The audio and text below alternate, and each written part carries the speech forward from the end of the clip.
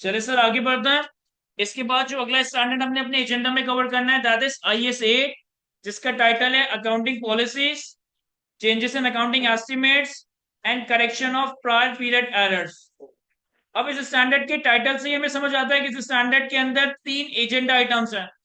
Number one, accounting policies और accounting policies का change. Number two, accounting estimates और accounting estimates का change. और नंबर थ्री कि अगर कोई प्रायर पीरियड एरर आइडेंटिफाई होता है तो उस प्रायर पीरियड एरर को हम किस तरह से रेक्टिफाई कर रहे होंगे। देखिए हमारे FAR 1 के करिकुलम में ना एरर से पर्टेनिंग दो चैप्टर्स है जो कि हमारे कोर्स का पार्ट है। एक चैप्टर है करेक्शन ऑफ एरर्स का और एक चैप्टर है IS 8 में भी एरर्स का एक कंपोनेंट। दोनों एरर्स में फर्क क्या है? अगर करंट ईयर में तुमने कोई गलती की है, अगर करंट ईयर में तुमने कोई गलती की है जिससे तुम्हारा ट्रायल बैलेंस रिकंसाइल नहीं हो रहा, जिससे तुम्हारे पास सस्पेंस अकाउंट क्रिएट हो रहा है, किसी चीज पे गलत डेप्रिसिएशन रिकॉर्ड किया, किसी चीज पे डेप्रिसिएशन रिकॉर्ड नहीं किया, कोई परचेज सेल्स गलत सलत रिकॉर्ड करी, तो करंट ईयर के एरर्स को जब तुम करंट ईयर में ही रेक्टिफाई करते हो ना, तो ये करेक्शन ऑफ एरर है। IS 8 में जो एरर्स की बात होगी, IS 8 में जो एरर्स का जिक्र होगा वो प्रायर ईयर एरर्स का जिक्र होगा कि अगर प्रायर ईयर के एरर्स है तो उनको हम किस तरह से as per the standard IS 8 adjust या रेक्टिफाई कर रहे होंगे। पहले हम बात करते हैं अकाउंटिंग पॉलिसीज और अकाउंटिंग एस्टिमेट्स के हवाले से। अकाउंटिंग पॉलिसीज और अकाउंटिंग एस्टिमेट्स के हवाले से देखिए, अकाउंटिंग पॉलिसीज और अकाउंटिंग एस्टिमेट्स की ट्रीटमेंट में तो एक लफ्ज है कि एक जगह रेट्रोस्पेक्टिव एक जगह प्रोस्पेक्टिव। क्रिटिकल ये है कि आप समझें कि अकाउंटिंग पॉलिसीज और एस्टिमेट्स में फर्क क्या है और आइडेंटिफाई कर पाए हमारे सवाल के सिनेरियोज में कि ये पॉलिसी को चेंज करने की बात कर रहा है या एस्टिमेट को चेंज करने की बात कर रहा है। सर फाइनेंशियल स्टेटमेंट्स को बनाते वक्त, फाइनेंशियल स्टेटमेंट्स को बनाते वक्त जो रूल्स, जो प्रिंसिपल्स, जो अकाउंटिंग रूल्स और प्रिंसिपल्स आप फॉलो करते हो ना, these are accounting policies. These are accounting policies. जितने सारे हमने स्टैंडर्ड FAR 1 में कवर किए, FAR 2 में और CA फाइनल में कवर करेंगे, उसमें एसेट, लायबिलिटी, इनकम और एक्सपेंसेस को रिकॉग्नाइज करना, इनिशियली और सब्सिक्वेंटली मेजर करना, ये जो सारे रूल्स बताए हुए ना, these are your accounting policies. Inventory को इनिशियली कॉस्ट पे रिकॉर्ड करना है, सब्सिक्वेंटली लोअर ऑफ कॉस्ट और NRV पे रिकॉर्ड करना है। प्रॉपर्टी प्लांट एंड इक्विपमेंट को इनिशियली कॉस्ट पे रिकॉर्ड करना है, सब्सिक्वेंटली कॉस्ट मॉडल या रिवैल्यूएशन मॉडल में मेजर करना है। Same is the case with investment property. ये जो सारे रूल्स आपको पढ़ाए जाते हैं ना, ये सारी चीजें अकाउंटिंग पॉलिसीज हैं। अकाउंटिंग एस्टिमेट्स मैनेजमेंट के वो जजमेंट्स, वो अंदाजे, वो एस्टिमेट्स है जो हमें फाइनेंशियल स्टेटमेंट को बनाने के लिए करने पड़ते हैं। फॉर एग्जाम्पल कि अगर हम एक एसेट परचेज कर रहे हैं तो IS 16 हमें ये तो बताता है कि उसको कब रिकॉग्नाइज करना है, उसको इनिशियली कैसे मेजर करना है, उसको डेप्रिशिएट करना है, उसको सब्सिक्वेंटली कैसे मेजर करना है, ये IS 16 हमें बताता है। लेकिन जब हम डेप्रिसिएशन कैलकुलेट करने लगते हैं तो हमें खुद अंदाजा लगाना पड़ता है कि इस एसेट की यूजफुल लाइफ क्या होगी। हमें खुद अंदाजा लगाना पड़ता है कि इस एसेट की इन दी एंड रेजरेबल वैल्यू क्या होगी। हमें खुद अंदाजा लगाना पड़ता है कि ये एसेट हर साल इक्वल इकोनॉमिक बेनिफिट देगा या इसका इकोनॉमिक बेनिफिट वक्त के साथ साथ कम होता जाएगा। और फिर हम अपने अंदाजे की बेसिस पे, हम अपने जजमेंट, हम अपने एस्टिमेट की बेसिस पे उसे एस्टिमेटेड यूजफुल लाइफ, उसे एस्टिमेटेड रेजिडुअल वैल्यू, उसे estimated pattern of economic benefits की बेसिस पे डेप्रिशिएट कर रहे होते। तो ये जो तुमने मैनेजमेंट का जजमेंट और एस्टिमेट इस्तेमाल किया, these are called accounting estimates.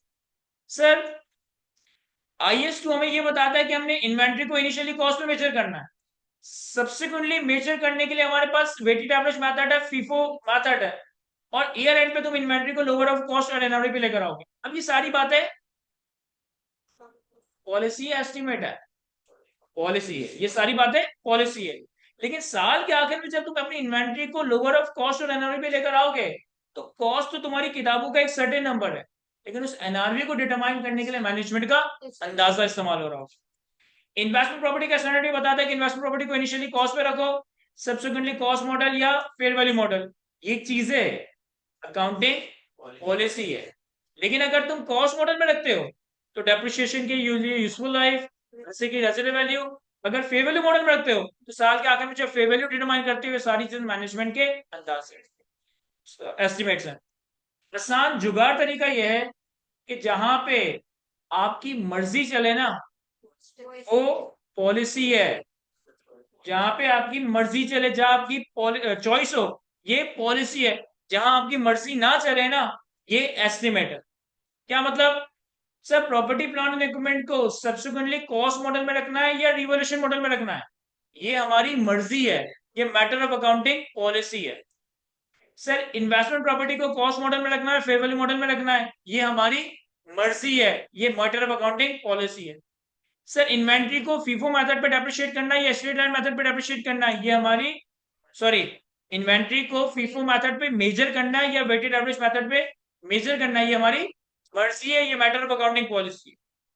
लेकिन अगर मैनेजमेंट एस्टिमेट करती है कि प्रॉपर्टी प्लांट एंड इक्विपमेंट की यूजफुल लाइफ 10 साल है और वो चाह रही है कि इसे 6 साल पे डेप्रिशिएट करे, क्या मैनेजमेंट ऐसा कर सकती है? नहीं, मैनेजमेंट ऐसा नहीं कर सकती। मैनेजमेंट को उसे 10 साल पे ही डेप्रिशिएट करना पड़ेगा, या मैनेजमेंट की मर्जी नहीं चलेगी, ये मैटर ऑफ अकाउंटिंग एस्टिमेटेड।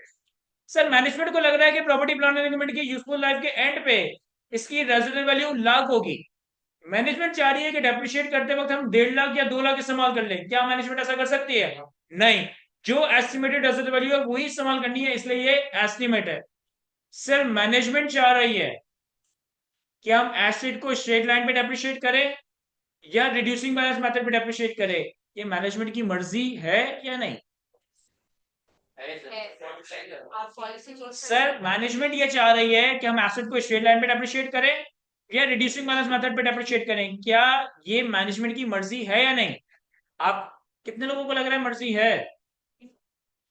बस 4-5 लोग, और बाकी सबको लग रहा है कि मैनेजमेंट की मर्जी नहीं है, या कुछ भी नहीं लग रहा? सर ये मैनेजमेंट की मर्जी नहीं है, ये मैनेजमेंट की मर्जी नहीं है, ये मैटर ऑफ अकाउंटिंग एस्टिमेट है। ऐसा क्यों? हम खुद नहीं डिसाइड करते हैं कि स्ट्रेट लाइन या रिड्यूसिंग बैलेंस मेथड, नहीं। अगर हमें लगता है ना कि एक एसेट हर साल इक्वल इकोनॉमिक बेनिफिट देगा, तो लाजिम है कि उसे स्ट्रेट लाइन पे डेप्रिशिएट किया जाएगा। और अगर हमें लगता है ना कि एक एसेट पहले साल ज्यादा, दूसरे साल कम, तीसरे साल मजीद कम इकोनॉमिक बेनिफिट देगा, तो फिर लाजिम है कि आप इसे रिड्यूसिंग बैलेंस मेथड पे ही डेप्रिशिएट करोगे। जहां मैनेजमेंट की पास चॉइस है, this is the matter of accounting policy, जहां पे चॉइस नहीं है वहां पे एस्टिमेट।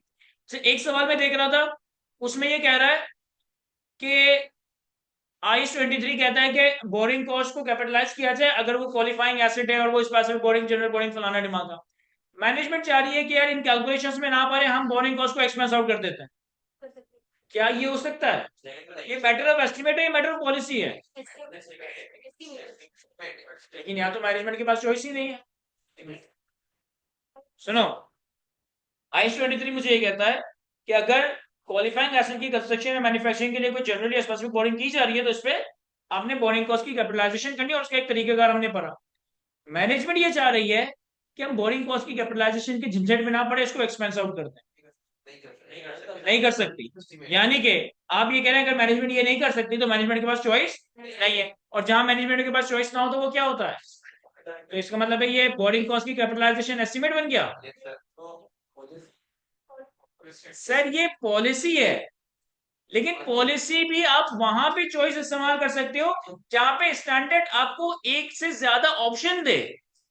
जहां स्टैंडर्ड ने कोई एक बात कर दी तो स्टैंडर्ड के खिलाफ तो हम कभी भी नहीं जा सकते। सोचना यूं है कि अगर एक स्टैंडर्ड कह रहा है ना कि इस रास्ते जाना है और कोई दूसरा रास्ता दिखाया नहीं, तो अब मैनेजमेंट के पास चॉइस नहीं है, लेकिन ये पॉलिसी ही कहलाया जाएगा। बोरिंग कॉस्ट को जो मैं कैपिटलाइज करता हूँ ये कोई एस्टिमेट नहीं है, इवन तो कि मैनेजमेंट के पास ऑप्शन नहीं है। भाई मैनेजमेंट के पास ऑप्शन नहीं है, स्टैंडर्ड ने ये करने के लिए कहा, तो ये स्टैंडर्ड ने जब ये कहने के लिए करने के लिए कह दिया, तो अब ये मैटर ऑफ अकाउंटिंग पॉलिसी है, ये मैटर ऑफ अकाउंटिंग एस्टिमेट नहीं है। समझ पा रहे मेरी बात?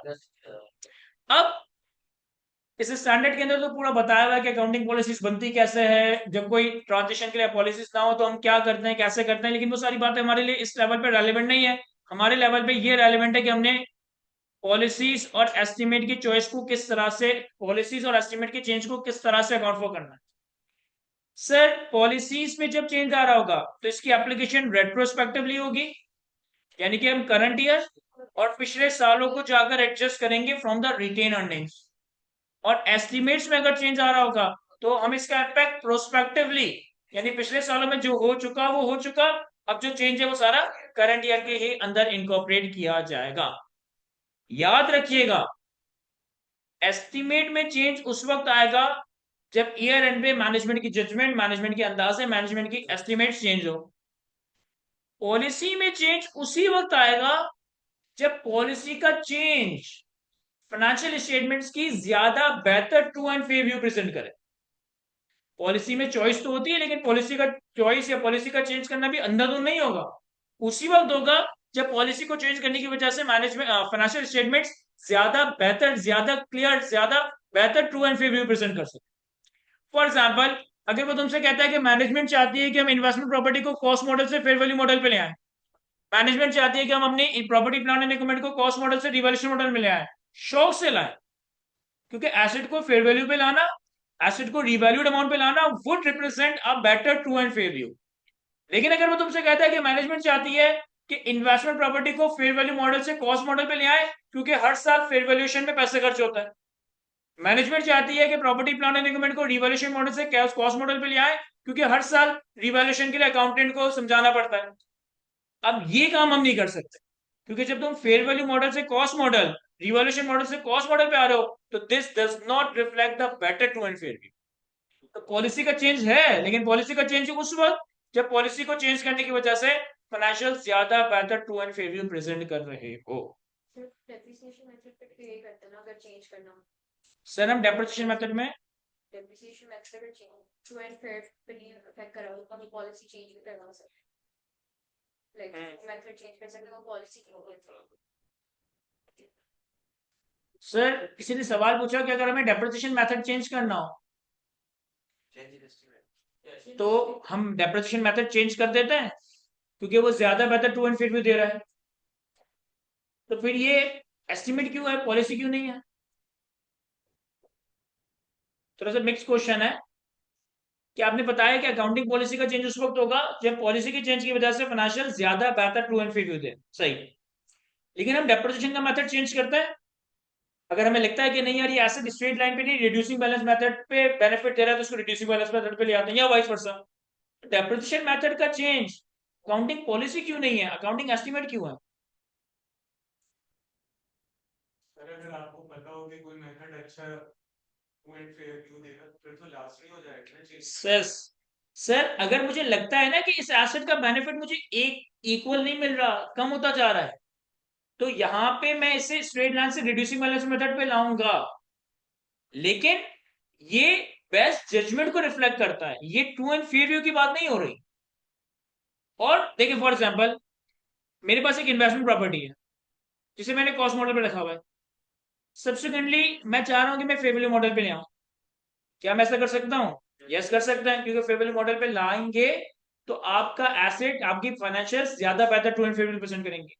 सर मुझे पता है कि कॉस्ट मॉडल से फेयर वैल्यू मॉडल पे आने पे ज्यादा बेहतर ट्रू एंड फेयर वैल्यू की प्रेजेंटेशन होगी, क्या मैं इसको अवॉइड कर सकता हूँ?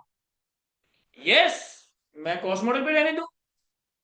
लाजमी थोड़ी है कि मैंने कॉस्ट मॉडल से फेयर, देखिए समझिए मेरी बात, इन्वेस्टमेंट प्रॉपर्टी कॉस्ट मॉडल में है, मुझे पता है कि अगर मैं फेयर वैल्यू मॉडल में चला जाऊंगा तो ज्यादा बेहतर फेयर वैल्यू प्रेजेंट होगी, इसमें कोई दो राय नहीं है। लेकिन मैं चाह रहा हूं कि मैं फेयर वैल्यू मॉडल में ना हूं, क्या मैं ऐसा कर सकता हूं? आप बिल्कुल ऐसा कर सकते हैं, क्योंकि ये तो आपकी मर्जी है ना कि कॉस्ट मॉडल में रखना है या फेयर वैल्यू मॉडल में रखना है। हाँ, फेयर वैल्यू मॉडल में जाना है तो better true and fair value वाली कंडीशन होनी चाहिए, लेकिन जरूरी नहीं कि आप फेयर वैल्यू मॉडल में जाए ही जाए, ना जाए।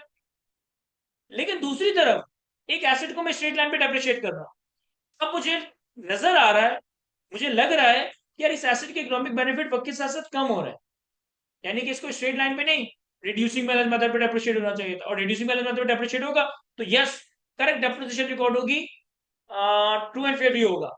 क्या मैं इसे अवॉइड कर सकता हूँ? अब मैं इसे अवॉइड नहीं कर सकता।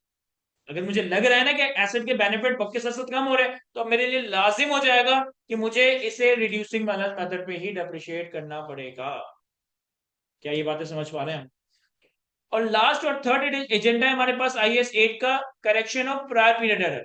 अगेन मैं रिपीट कर रहा हूं कि अगर करंट ईयर का एरर है, करंट ईयर में ही पकड़ा जाता है, सस्पेंस अकाउंट में आ जाता है, तो ये तो करेक्शन ऑफ एरर एक अलग चैप्टर है।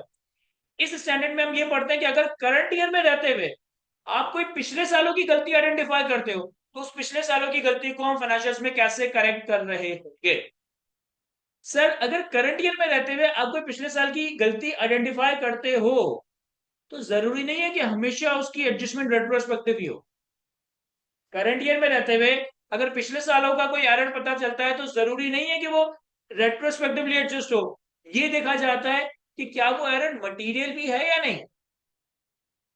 अगर तो आपने पिछले सालों का कोई एरर आइडेंटिफाई किया और वो मटेरियल ही नहीं है, तो अब आप इसे करंट ईयर में ही एडजस्ट कर दोगे, इसके लिए कोई रेट्रोस्पेक्टिव एडजस्टमेंट नहीं। हाँ, अगर आपने कोई प्रायर पीरियड एरर आइडेंटिफाई किया और वो मटेरियल भी है, अब हम इसकी रेट्रोस्पेक्टिव एडजस्टमेंट, रेट्रोस्पेक्टिव करेक्शन कर रहे होंगे, यानी कि अपने opening asset, opening liability, opening retain earnings को एडजस्ट कर रहे होंगे। तो ये बात बहुत सारे लोगों को लगता है कि प्रायर पीरियड एरर हमेशा ही रेट्रोस्पेक्टिवली एडजस्ट होगा, ऐसा जरूरी नहीं है। अगर प्रायर पीरियड एरर मटेरियल ही नहीं है तो फिर आप इसे करंट पीरियड में एडजस्ट कर दो, लेकिन अगर प्रायर पीरियड एरर मटेरियल है, यस, फिर लाजिम है कि आप इसकी करेक्शन रेट्रोस्पेक्टिवली कर रहे हो। सर मटेरियल की सिग्निफिकेंट कैसे पता चलेगी? सर मटेरियल की सिग्निफिकेंस या मटेरियलिटी एक ऐसा टॉपिक है जो आप सही मानों में इंशाल्लाह कैफेट ऑडिट में पढ़ोगे, लेकिन मैं हिंट दे देता हूं कि भाई फॉर एग्जांपल, अगर मेरी 1 करोड़ रुपए की बैलेंस शीट है और उस 1 करोड़ की बैलेंस शीट में मेरे पास एक प्लांट आ रहा है जिसकी वैल्यू 15 लाख रुपए है, तो 1 करोड़ की बैलेंस शीट पे 15 लाख का प्लांट इज मटेरियल, क्योंकि वो 15% रिप्रेजेंट कर। लेकिन अगर 1 करोड़ की बैलेंस शीट पे मेरे पास लेट से कि कोई 50,000 का लैपटॉप आ रहा है, तो वो लैपटॉप मेरी 1 करोड़ की बैलेंस शीट के आगे इमटेरियल। ये बात याद रखिएगा, मटीरियलिटी एक एंटिटी स्पेसिफिक कॉन्सेप्ट है, ओवरऑल कॉन्सेप्ट नहीं है। भाई 1,000 रुपए हो सकता है तुम्हारे लिए मटेरियल हो, मेरे लिए इमटेरियल हो। 1 करोड़ रुपए हो सकता है मेरे लिए मटेरियल हो, इस बंदे के लिए immaterial.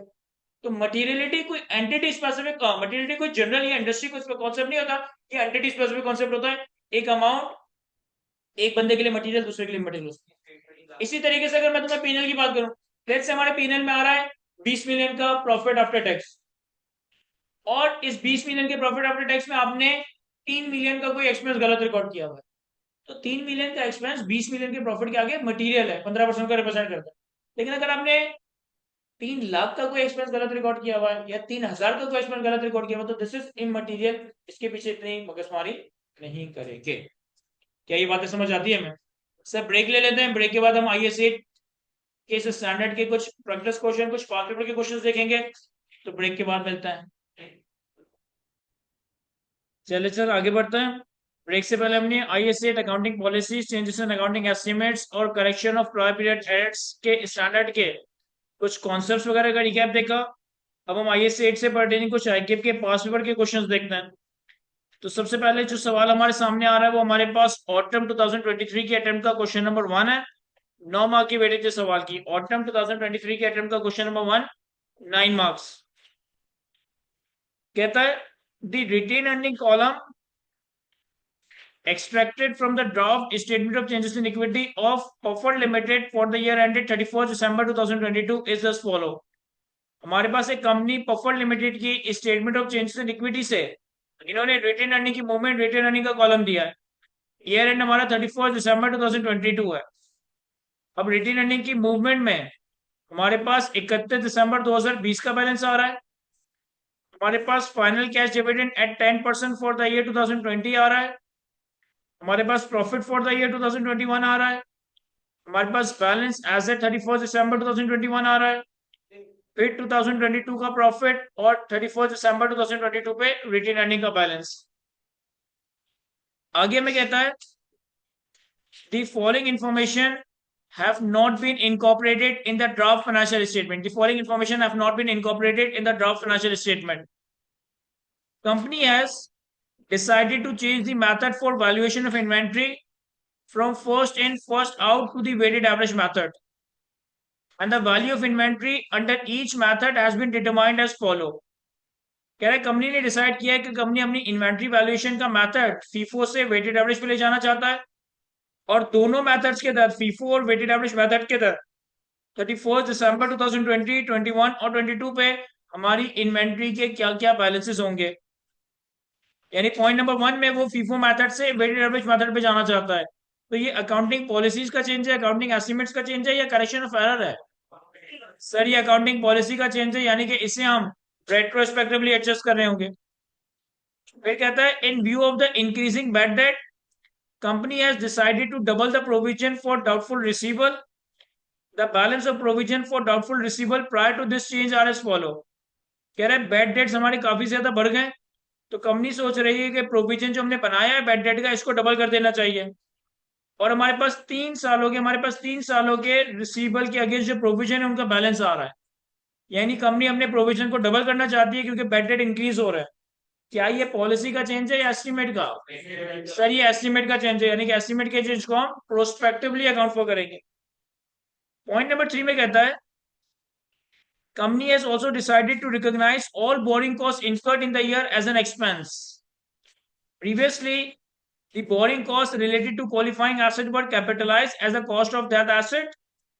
Total borrowing costs incurred during the year 2022 and 21 is 87 and 95 million respectively. Out of these, 53 million and 38 million were capitalized in the cost of head office building in 21 and 22 respectively. The construction of the building is expected to complete in 2023. कह रहे company ने ये भी सोचा है कि company borrowing cost को सारा का सारा एक्सपेंस आउट कर दे। पहले कंपनी क्वालिफाइंग एसेट की बोरिंग कॉस्ट को एसेट की कॉस्ट में कैपिटलाइज करती थी। 2022 में टोटल बोरिंग कॉस्ट है 87, जिसमें से हमने 53 कैपिटलाइज किया है। 2021 में टोटल बोरिंग कॉस्ट है 95, जिसमें से हमने 38 को कैपिटलाइज किया है। और ये बिल्डिंग की कंस्ट्रक्शन 2023 में कंप्लीट हो जाएगी। सर ये पॉलिसी का चेंज है या अकाउंटिंग एस्टिमेट का? तो क्या करेंगे, इसको रेट्रोस्पेक्टिवली एडजस्ट कर देंगे। सर ये अलाउड ही नहीं है, ये डिस्कस भी किया था, ये एग्जांपल डिस्कस की थी कि आप स्टैंडर्ड से हटकर कहीं और नहीं जा सकते। अगर IAS 23 ने कहा है कि क्वालिफाइंग एसिड पे बोरिंग कॉस्ट को कैपिटलाइज करना है तो फिर करना है।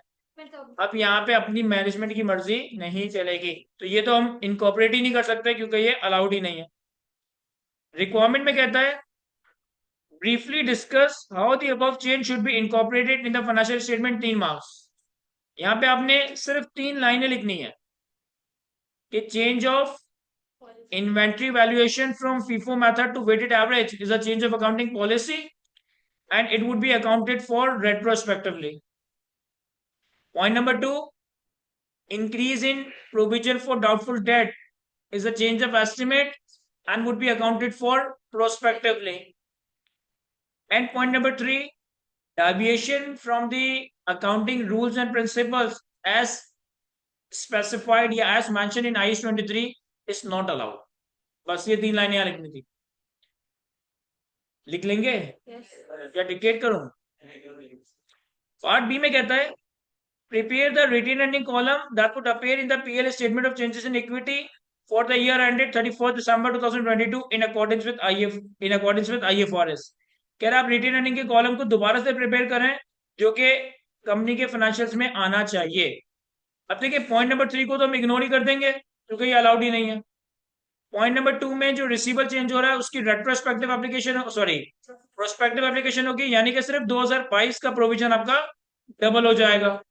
जब प्रोविजन डबल होगा तो एक्सपेंस डेबिट प्रोविजन क्रेडिट होगा 23 के अमाउंट से, एक्सपेंस डेबिट प्रोविजन क्रेडिट होगा 23 के अमाउंट से।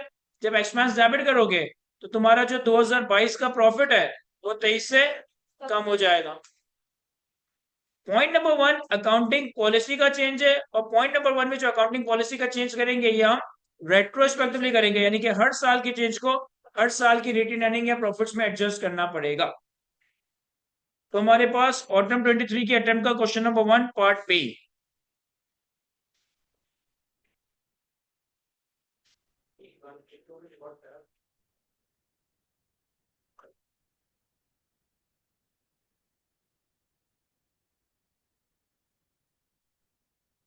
अब देखें ये जो इन्वेंट्री हमारी फीफो मेथड से वेटेड एवरेज मेथड पे जा रही है, ये जो इन्वेंट्री हमारी फीफो मेथड से वेटेड एवरेज मेथड पे जा रही है इसका क्या इंपैक्ट होगा, इसको थोड़ा समझने के लिए हम इन्वेंट्री का डी अकाउंट बनाते हैं।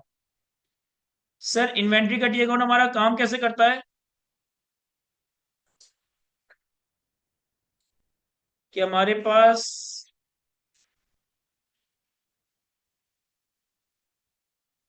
एक ओपनिंग इन्वेंट्री आ रही होती है जो कि लास्ट ईयर की क्लोजिंग इन्वेंट्री होती है, एक परचेजेस आ रही होती है जो कि परचेज बुक से या परचेज लेजर से अमाउंट आ रहा होता है, एक क्लोजिंग इन्वेंट्री आ रही होती है जो कि फिजिकल काउंट से आती है, और बैलेंसिंग हम कॉस्ट ऑफ सेल्स का नंबर कैलकुलेट करते हैं, बैलेंसिंग हम कॉस्ट ऑफ सेल्स का नंबर कैलकुलेट कर रहे होते हैं। यानी कि ओपनिंग इन्वेंट्री लास्ट ईयर से आती है, परचेजेस परचेज बुक से, क्लोजिंग फिजिकल काउंट से, और ये नंबर बैलेंसिंग कैलकुलेट किया जाता है। अब इस साइड पे ओपनिंग इन्वेंट्री या परचेजेस जितनी ज्यादा होगी, कॉस्ट ऑफ सेल्स का नंबर उतना ज्यादा होगा, क्योंकि अगर डेबिट साइड हैवी हो रही है तो बैलेंसिंग नंबर भी ज्यादा आएगा। और अगर ये डेबिट साइड में ओपनिंग इन्वेंट्री कम हो रही है, परचेजेस कम हो रही है, तो कॉस्ट ऑफ सेल्स भी आपकी कम हो रही होगी। और अगर क्लोजिंग इन्वेंट्री हमारी बढ़ रही है तो हमारी कॉस्ट ऑफ सेल्स कम हो रही होगी एज अ बैलेंसिंग नंबर, और क्लोजिंग इन्वेंट्री अगर बढ़ रही है तो हमारी कॉस्ट ऑफ सेल्स का नंबर सॉरी, क्लोजिंग इन्वेंट्री अगर कम हो रही है तो कॉस्ट ऑफ सेल्स का नंबर हमारा इंक्रीज हो रहा हो। ऐसा ही है। और कॉस्ट ऑफ सेल्स का प्रॉफिट के साथ इनवर्स रिलेशनशिप है, क्योंकि कॉस्ट ऑफ सेल्स एक्सपेंस है, जितना एक्सपेंस बढ़ेगा प्रॉफिट कम होगा, जितना एक्सपेंस कम होगा प्रॉफिट ज्यादा होगा। अब अगर हम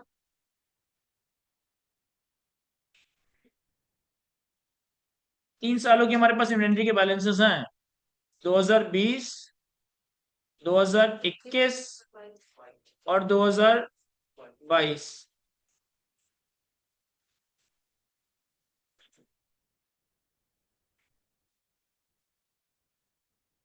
देखो, हमारे पास 2020 की 31 दिसंबर 2020 पे इन्वेंट्री का बैलेंस है, यानी कि 2020 की तो ओपनिंग इन्वेंट्री तो मेरे पास नहीं है, तो 2020 में ओपनिंग इन्वेंट्री का क्या इंपैक्ट है वो मैं नहीं डिटरमाइन कर सकता। लेकिन 2020 की क्लोजिंग इन्वेंट्री को मैं देखूं, मैं फीफो मेथड से वेटेड एवरेज मेथड पे आना चाहता हूं, तो 438 से बढ़कर कितना, 22 से ये बढ़ रही है, 22 से क्लोजिंग इन्वेंट्री बढ़ रही है। अगर 2020 में 22 से क्लोजिंग इन्वेंट्री बढ़ रही है तो 2020 का कॉस्ट ऑफ सेल्स का नंबर नीचे जाएगा, और 2020 का अगर कॉस्ट ऑफ सेल्स का नंबर नीचे जाता है तो प्रॉफिट का नंबर ऊपर जाएगा। यानी कि 2020 में 22 से हमारा प्रॉफिट बढ़ जाएगा। रिपीट कर रहा हूं मैं, फीफो मेथड से अगर हम वेटेड एवरेज मेथड पे जा रहे हैं तो इन्वेंट्री का क्लोजिंग बैलेंस 438 से बढ़कर 460 हो रहा है, यानी इसमें 22 का इंक्रीज आ रहा है, 2022 का इंक्रीज आ रहा है 2020 की क्लोजिंग इन्वेंट्री में।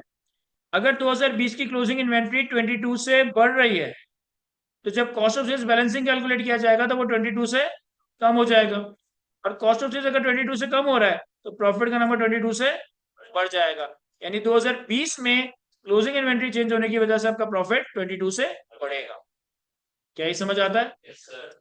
अब जब आपने 2020 की क्लोजिंग इन्वेंट्री 438 से 460 की, तो इसका मतलब है कि 2020 की क्लोजिंग इन्वेंट्री 2021 की ओपनिंग इन्वेंट्री है। तो अगर 2020 की क्लोजिंग इन्वेंट्री 22 से बढ़ रही है तो 2021 की ओपनिंग इन्वेंट्री 22 से बढ़ रही है, और अगर 2021 की ओपनिंग इन्वेंट्री 22 से बढ़ रही है तो कॉस्ट ऑफ सेल्स का नंबर भी 22 से बढ़ेगा, और कॉस्ट ऑफ सेल्स का नंबर 22 से बढ़ेगा तो प्रॉफिट का नंबर 22 से कम होगा।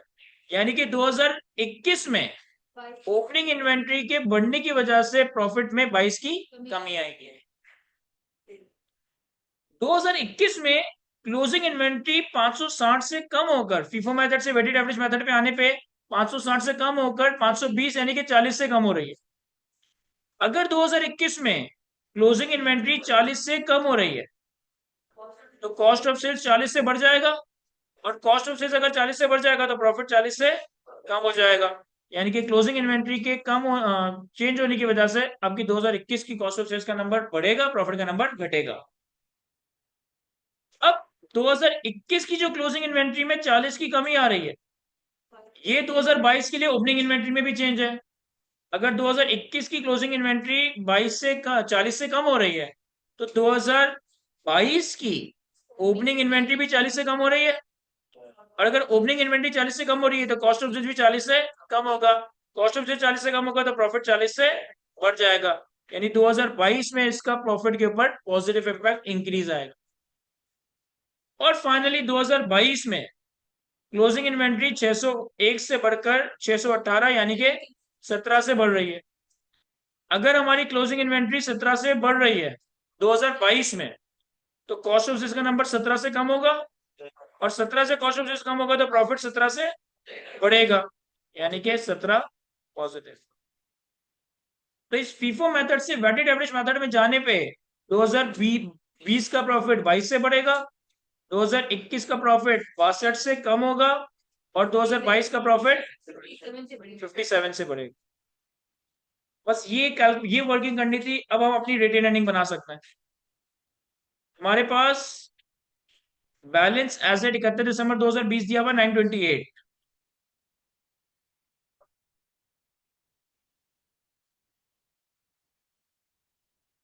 बैलेंस एज एट 31 दिसंबर 2020 928 मिलियन।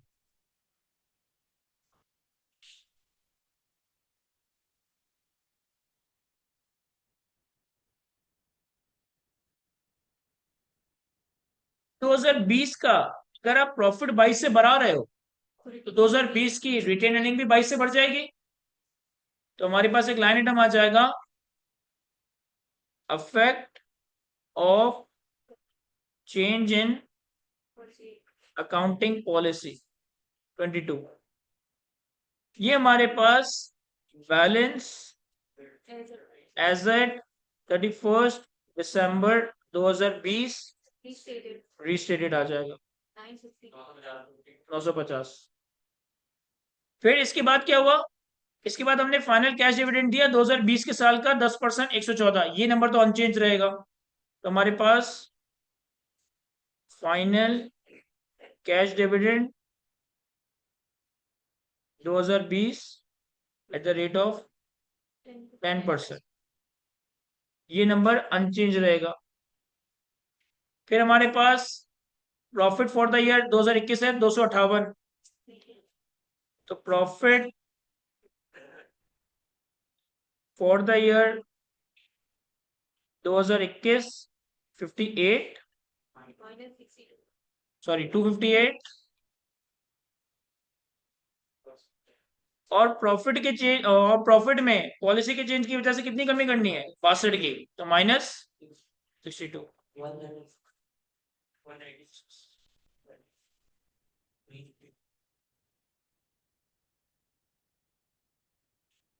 ये नंबर हमारा रीस्टेटेड। फिर इसके बाद क्या है, इसके बाद हमारे पास बैलेंस एसेट 31 दिसंबर 2021 है, ये हम लिख देंगे।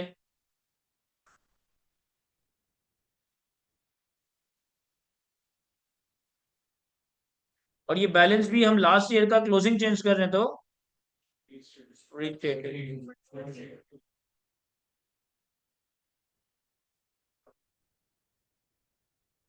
फिर हमारे पास करंट ईयर का प्रॉफिट है जो कि पहली बार रिपोर्ट हो रहा है, for the year 2022 328। Profit for the year 2022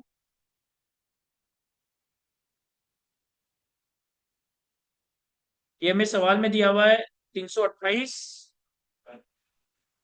policy के चेंज करने की वजह से प्रॉफिट में इंक्रीज आएगा 57 का।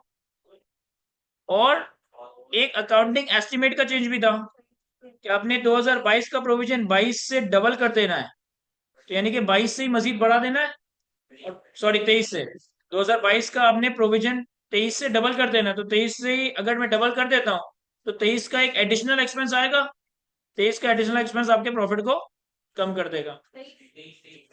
सॉरी 23 362। अब ये रीस्टेटेड नहीं है क्योंकि ये तो रिपोर्ट ही पहली बार हो रहा है। ये हमारे पास बैलेंस एज एट 31 दिसंबर 2021 1394 आ जाए। तो यहां तक हमारे सवाल कंप्लीट हुआ जाता है।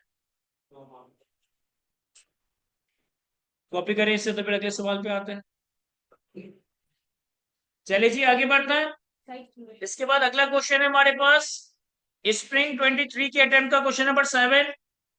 स्प्रिंग 23 के अटेम्प्ट का क्वेश्चन नंबर 7 15 मार्क की वैल्यू सवाल की। सवाल की रिक्वायरमेंट में हमें कहता है prepare RL statement of changes in equity for the year ended 31 December 2022 along with the comparative figures. हमें 31 दिसंबर 2022 की statement of changes in equity together with comparative form करनी है, टुगेदर विद कंपैरेटिव फॉर्म करनी है, और column for total is not required. ठीक है, क्या कहता है इस सवाल में?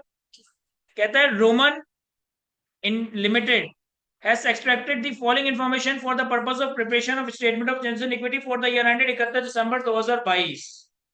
आपके पास 31 दिसंबर 2022 की statement of changes in equity के लिए ये नंबर्स अवेलेबल है।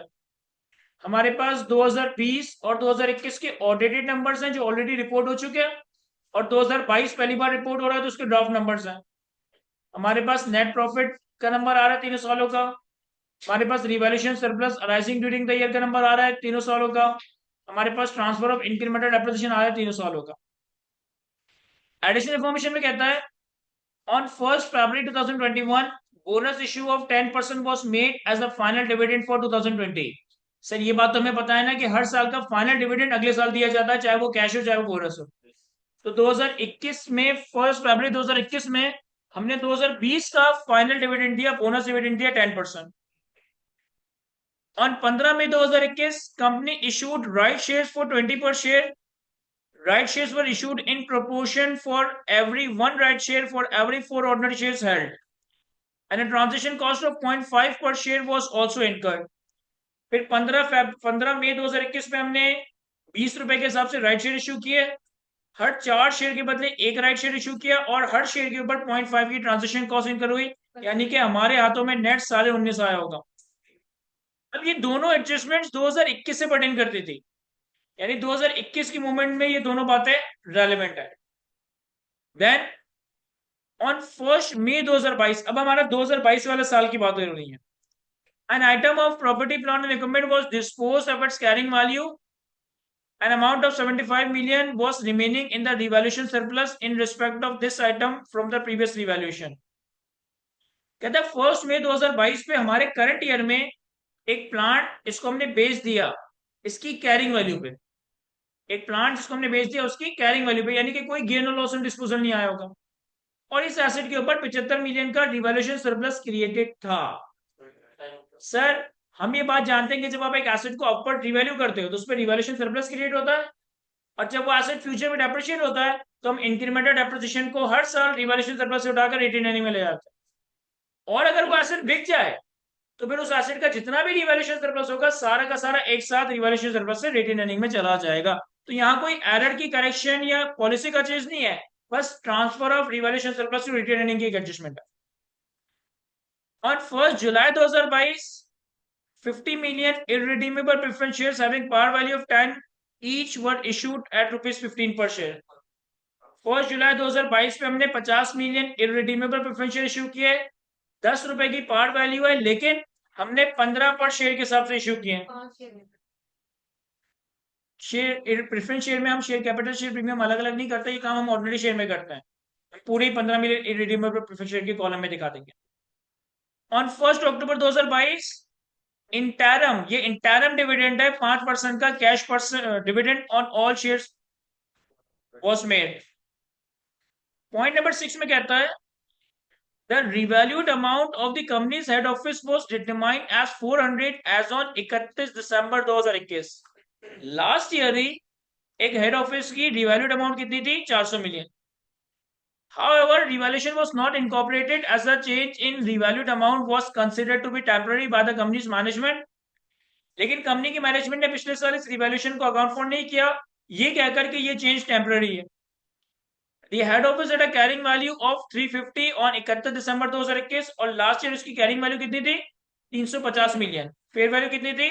400 million. And at remaining life of 10 years, और उसकी लाइफ 10 साल थी। A revaluation loss of 24 million was recorded on 31 December 2019 on its previous revaluation, और इसी एसेट के ऊपर 24 मिलियन का रिवैल्यूएशन लॉस 31 दिसंबर 2019 पे ऑलरेडी रिकॉर्डेड था। सर ये चेंज ऑफ पॉलिसी है या चेंज ऑफ एस्टिमेट? ये चेंज ऑफ पॉलिसी है, चेंज ऑफ एस्टिमेट? सर ना ये पॉलिसी का चेंज है ना ये एस्टिमेट का चेंज है, ये correction of prior period error है कि एक एसेट जिसकी कैरिंग वैल्यू लास्ट ईयर 350 थी, फेयर वैल्यू 400 थी, आपको उसी साल फेयर वैल्यू पे ले आना था, आप नहीं लाए तो अब सही करना पड़ेगा इसको। इसके बहुत सारे इम्पैक्ट हैं।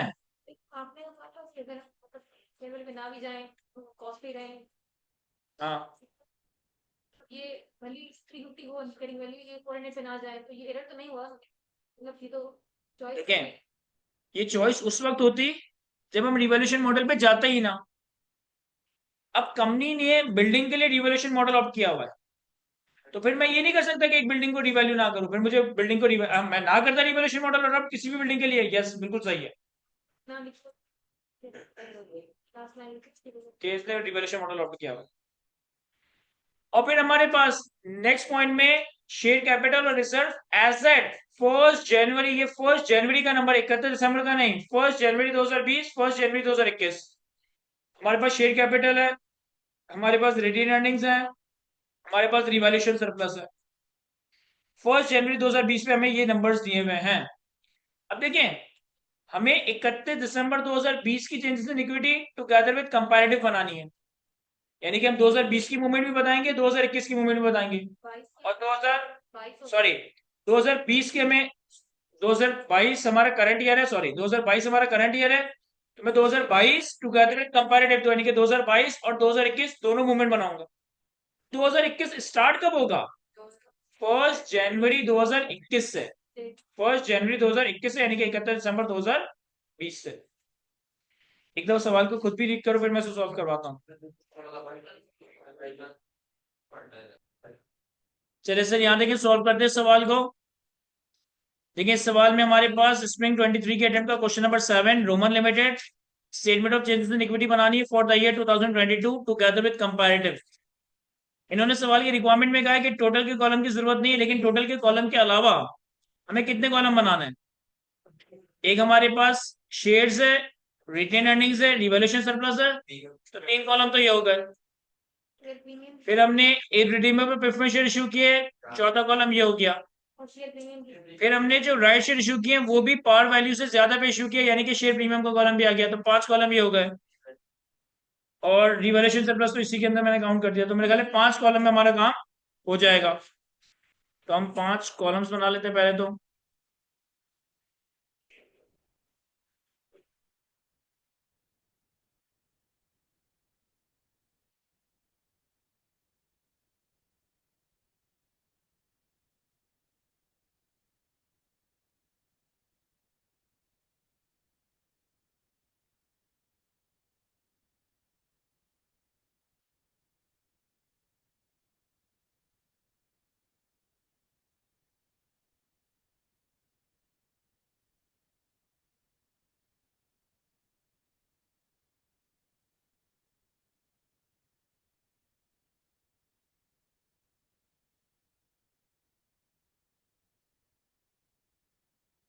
एक कॉलम बन जाएगा हमारे पास शेयर कैपिटल का, एक शेयर प्रीमियम का, एक इररिडीमेबल प्रेफरेंस शेयर्स, एक रिटेन अर्निंग और एक रिवैल्यूएशन सरप्लस। अब देखिए हमें 2022 की मूवमेंट टुगेदर विद कंपैरेटिव्स बनानी है, यानी कि हमारी जो ये रिटेन अर्निंग्स स्टार्ट होंगी, ये स्टार्ट होगी एज एट 31 दिसंबर 2020 या 1 जनवरी 2021, एक ही बात है। सर एज एट 31 दिसंबर 2020 के नंबर्स अवेलेबल है हमारे पास। सर हमारे पास 1 जनवरी 2021 के बैलेंसेस है, 1 जनवरी 2021 के बैलेंसेस है। शेयर कैपिटल है 800, रिटेन अर्निंग है 715,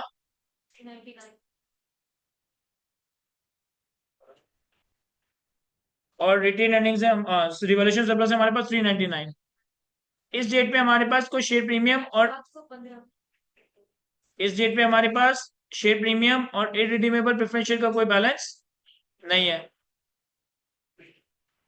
देखें इस सवाल में जो एरर हुआ है ना, इस सवाल में जो एरर हुआ है वो लास्ट ईयर हुआ है, वो लास्ट ईयर हुआ है, यानी कि ये वाले जो नंबर है आपके पास ये सही है।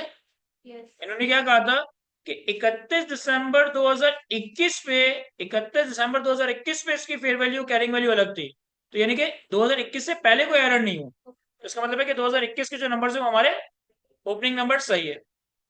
अच्छा अब इसका इम्पैक्ट क्या होगा प्रॉफिट पे, रिवैल्यूएशन पे, ट्रांसफर ऑफ इंक्रीमेंटल एप्रिसिएशन पे, वो तो देखेंगे ही। लेकिन पहले इन्होंने पॉइंट नंबर 1 में कहा है कि हमने फर्स्ट फैब 21 पे 10% बोनस शेयर इशू किया एज अ फाइनल डिविडेंड। तो हमारे पास एक लाइन आइटम आ जाएगा, final bonus dividend 10%. 2020 at the rate of 10%। Sir हमारे पास शेयर प्रीमियम में तो कोई बैलेंस ही नहीं है, तो हमने डिविडेंड कहां से दिया होगा, रिटेन अर्निंग्स है, और 10% हमेशा शेयर कैपिटल पे अप्लाई करेंगे। तो 800 का 10% 80, तो 80 से मैं शेयर कैपिटल बढ़ा दूंगा और अपनी रिटेन अर्निंग्स कम कर दूंगा, सॉरी रिटेन अर्निंग को कम करेंगे। ठीक है, पॉइंट नंबर 1 हो गया। पॉइंट नंबर 2 में कहता है कि हमने 15 मई 2021 पे 20 रुपए के हिसाब से राइट शेयर इशू किए, हर 4 शेयर के बदले एक राइट शेयर इशू किया, और हमारे शेयर की वैल्यू कितनी थी, 10 रुपए। सर जब आपने ये राइट शेयर इशू किए तब आपका शेयर कैपिटल सिर्फ 800 नहीं 880 था, यानी कि हमारे पास number of shares 880 divided by 10 88 थे। तो हमने number of right shares issue किए होंगे हर 4 के बदले एक शेयर, तो 88 इंटू 1/4 22. 22। हमने ये जो पैसे जो हमारी प्राइस रखी थी वो रखी थी 20, लेकिन हर शेयर को इशू करने पे हमें 0.5 की ट्रांजेक्शन कॉस्ट इनकर करनी पड़ी, यानी कि हमारे हाथों में नेट कितना आया 19.5। तो हमारे पास जो टोटल प्रोसीड्स आई इस 22 मिलियन शेयर्स के अगेंस्ट 429 आई, सही है। 88 मिलियन शेयर्स थे, हर 4 के बदले एक राइट शेयर इशू किया, यानी कि 22 मिलियन राइट शेयर इशू किए, 20 रुपए की राइट की इशू प्राइस थी और 0.5 की ट्रांजेक्शन कॉस्ट थी। तो हमारे पास हर शेयर के अगेंस्ट जो पैसा आया वो आया 19.5, यानी कि टोटल पैसा आया 22 मल्टीप्लाई बाय 19.5 429।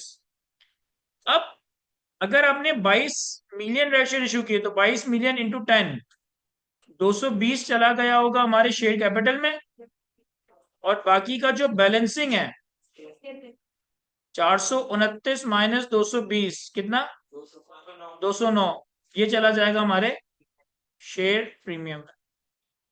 ठीक है, तो हमारे पास issue of right shares, sir 220 से आपका शेयर कैपिटल बढ़ जाएगा और 209 से आपका शेयर प्रीमियम बढ़ जाएगा। फिर अब ये जो एडजस्टमेंट्स हैं ये 2022 की है। अब हमें 2021 का प्रॉफिट, रिवैल्यूएशन सरप्लस और इंक्रीमेंटेड डेप्रिसिएशन का नंबर प्लॉट करना है। अभी आप ध्यान से देखेंगे, सर हमारे पास 2021 का प्रॉफिट का नंबर भी अवेलेबल है और रिवैल्यूएशन का बैलेंस नहीं है, ये रिवैल्यूएशन सरप्लस की फॉर द ईयर की अमाउंट है। ठीक है, कितनी है, प्रॉफिट है 195 और revaluation surplus for the year कितना है 115। अब इस एडजस्टमेंट को ध्यान से देखें, कहता है एक हेड ऑफिस बिल्डिंग की फेयर वैल्यू 400 मिलियन थी 31 दिसंबर 2021 पे, साल के आखिर में, और इस रिवैल्यूएशन को इनकॉर्पोरेट नहीं किया मैनेजमेंट ने, ये कहकर के ये टेम्पररी है। इस हेड ऑफिस की कैरिंग अमाउंट कितनी थी 350 31 दिसंबर 21 पे, यानी कि सीधा सीधा 350 से एसेट 400 पे जाएगा, 400 की अपवर्ड, सॉरी 50 की अपवर्ड रिवैल्यूएशन। लेकिन फिर आगे कहता है कि 31 दिसंबर 21 पे इसकी लाइफ कितनी थी 10 साल, रिमेनिंग लाइफ कितनी थी 10 साल। A revaluation loss of 24 million was recorded on 31 December 2019 in its previous revaluation। इसकी लास्ट रिवैल्यूएशन हुई थी 31 दिसंबर 2019 पे, और उस रिवैल्यूएशन में हमने 24 का रिवैल्यूएशन लॉस रिकॉर्ड किया था। सर अगर हमारे पास 31 दिसंबर 21 पे रिमेनिंग लाइफ है 10 साल, 31 दिसंबर 19 पे रिमेनिंग लाइफ कितनी होनी चाहिए? 12 साल। सीधी सीधी बात है। 2019 में इंक्रीमेंटल हमने रिवैल्यूएशन लॉस रिकॉर्ड किया था 24 का। तो ये जो 24 का रिवैल्यूएशन लॉस हमने 2019 में रिकॉर्ड किया था, 2019 के आखिर में जो हमने ये रिवैल्यूएशन लॉस रिकॉर्ड किया था 24 का, जब हमने 2020 और 21 का डेप्रिसिएशन सेव किया होगा, तो रिवैल्यूएशन लॉस कुछ ना कुछ एडजस्ट हो गया होगा। सर कितना एडजस्ट हुआ होगा? सर 2000, ये रिवैल्यूएशन लॉस आपने रिकॉर्ड किया था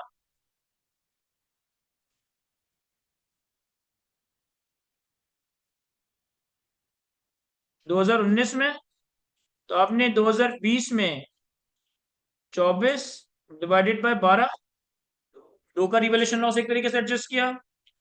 2021 में 24 डिवाइडेड बाय 12 कर दें या 22 डिवाइडेड बाय 11 कर दें, बात एक ही है, दो। तो यानी कि 31 दिसंबर 2021 पे आपका रिवैल्यूएशन लॉस पीनल में रह कितना गया? 20। सही है। अब 31 दिसंबर 21 पे आपका जो एसेट है उसकी कैरिंग अमाउंट है 350, उसकी फेयर वैल्यू है 400। आपने इस एसेट को 350 से 400 पे लाना है, फेयर वैल्यू पे लाना है। तो पहले रिवर्सल ऑफ रिवैल्यूएशन लॉस होगा 20 का, सॉरी पॉजिटिव आएगा ये, और फिर हमारे पास रिवैल्यूएशन सरप्लस ओसीआई आएगा 30 का बैलेंसिंग। तो यानी कि जो भी आपके पास 2021 के नंबर्स थे प्रॉफिट के और रिवैल्यूएशन फॉर द ईयर के, इसमें ये एडजस्टमेंट आएगी करेक्शन ऑफ एरर की। तो प्रॉफिट हमारा 20 से बढ़ेगा और रिवैल्यूएशन फॉर द ईयर हमारा 30 से बढ़ेगा, यानी कि इसके रिवाइज नंबर्स आ जाएंगे 215 और 145। क्या ये सबको समझ आया क्या कि हमने? पक्की बात है ना? अब इन नंबर्स को हम ऊपर ले जाएंगे तो हमारे पास आएगा total comprehensive income for 2021, profit for the year and other comprehensive income for the year. Profit का नंबर है हमारा 215, रिवैल्यूएशन का नंबर है 145। 215 और 145, तो प्रॉफिट आ जाएगा रिटेन अर्निंग में और रिटेन रिवैल्यूएशन सरप्लस आ जाएगा, रिवैल्यूएशन आ जाएगा रिवैल्यूएशन सरप्लस में। क्या ये समझ आ रहा है मैं? और ये दोनों चीजें जो 2021 में रिपोर्ट हुई थी मैं चेंज कर रहा हूं। ये दोनों चीजें जो 2021 में रिपोर्ट हुई थी मैं चेंज कर रहा हूं, तो इन दोनों के आगे मैं लिख दूंगा रिस्टेटेड। फिर 2021 में कुछ इंक्रीमेंटल डेप्रिसिएशन का भी ट्रांसफर है। 2021 में कुछ इंक्रीमेंटल डेप्रिसिएशन का भी ट्रांसफर है, कितना? 26। तो हमारे पास transfer from revaluation surplus to retain earning 26। तो 26 का अमाउंट रिवैल्यूएशन सरप्लस से निकलकर रिटेन अर्निंग में जाएगा। एक मिनट सर, ये तो सवाल में गिवन था ना, आपने जब इसको अपवर्ड रिवैल्यू किया तो इसके ऊपर कोई मजीद इंक्रीमेंटल डेप्रिसिएशन नहीं आना चाहिए? सर आना चाहिए, लेकिन ये तो रिवैल्यूएशन 31 दिसंबर 21 पे हुई है, इसका जो इंक्रीमेंटल डेप्रिसिएशन का इम्पैक्ट आएगा वो 2022 से आएगा। तो मेरे ख्याल है कि 2021 की मैं सारी एडजस्टमेंट्स कर चुका हूं। ये हमारे पास एज एट 31 दिसंबर 2021 का रीस्टेटेड नंबर, क्योंकि आपने रिटेन अर्निंग्स और रिवैल्यूएशन सरप्लस में अलग अमाउंट पार्ट किए तो इनके बैलेंसेस हमारे चेंज हो जाएंगे। कितना? 1100।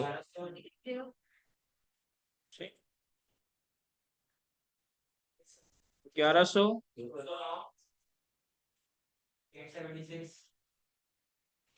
518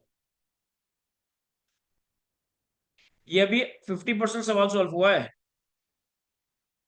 कंपैरेटिव बनाया सिर्फ हमने भी। सही है यहां तक? अब हम अपने करंट ईयर 2022 में एंटर होने जा रहे हैं। 2022 में क्या क्या हुआ है सर? 2022 में पॉइंट नंबर 3 में कहता है कि एक एसेट बेचा, कैरिंग वैल्यू पे बेचा, यानी कि कोई गेन और लॉस नहीं आया, और इसके ऊपर 75 का जो है रिवॉल्यूशन सरप्लस रिकॉर्डेड था।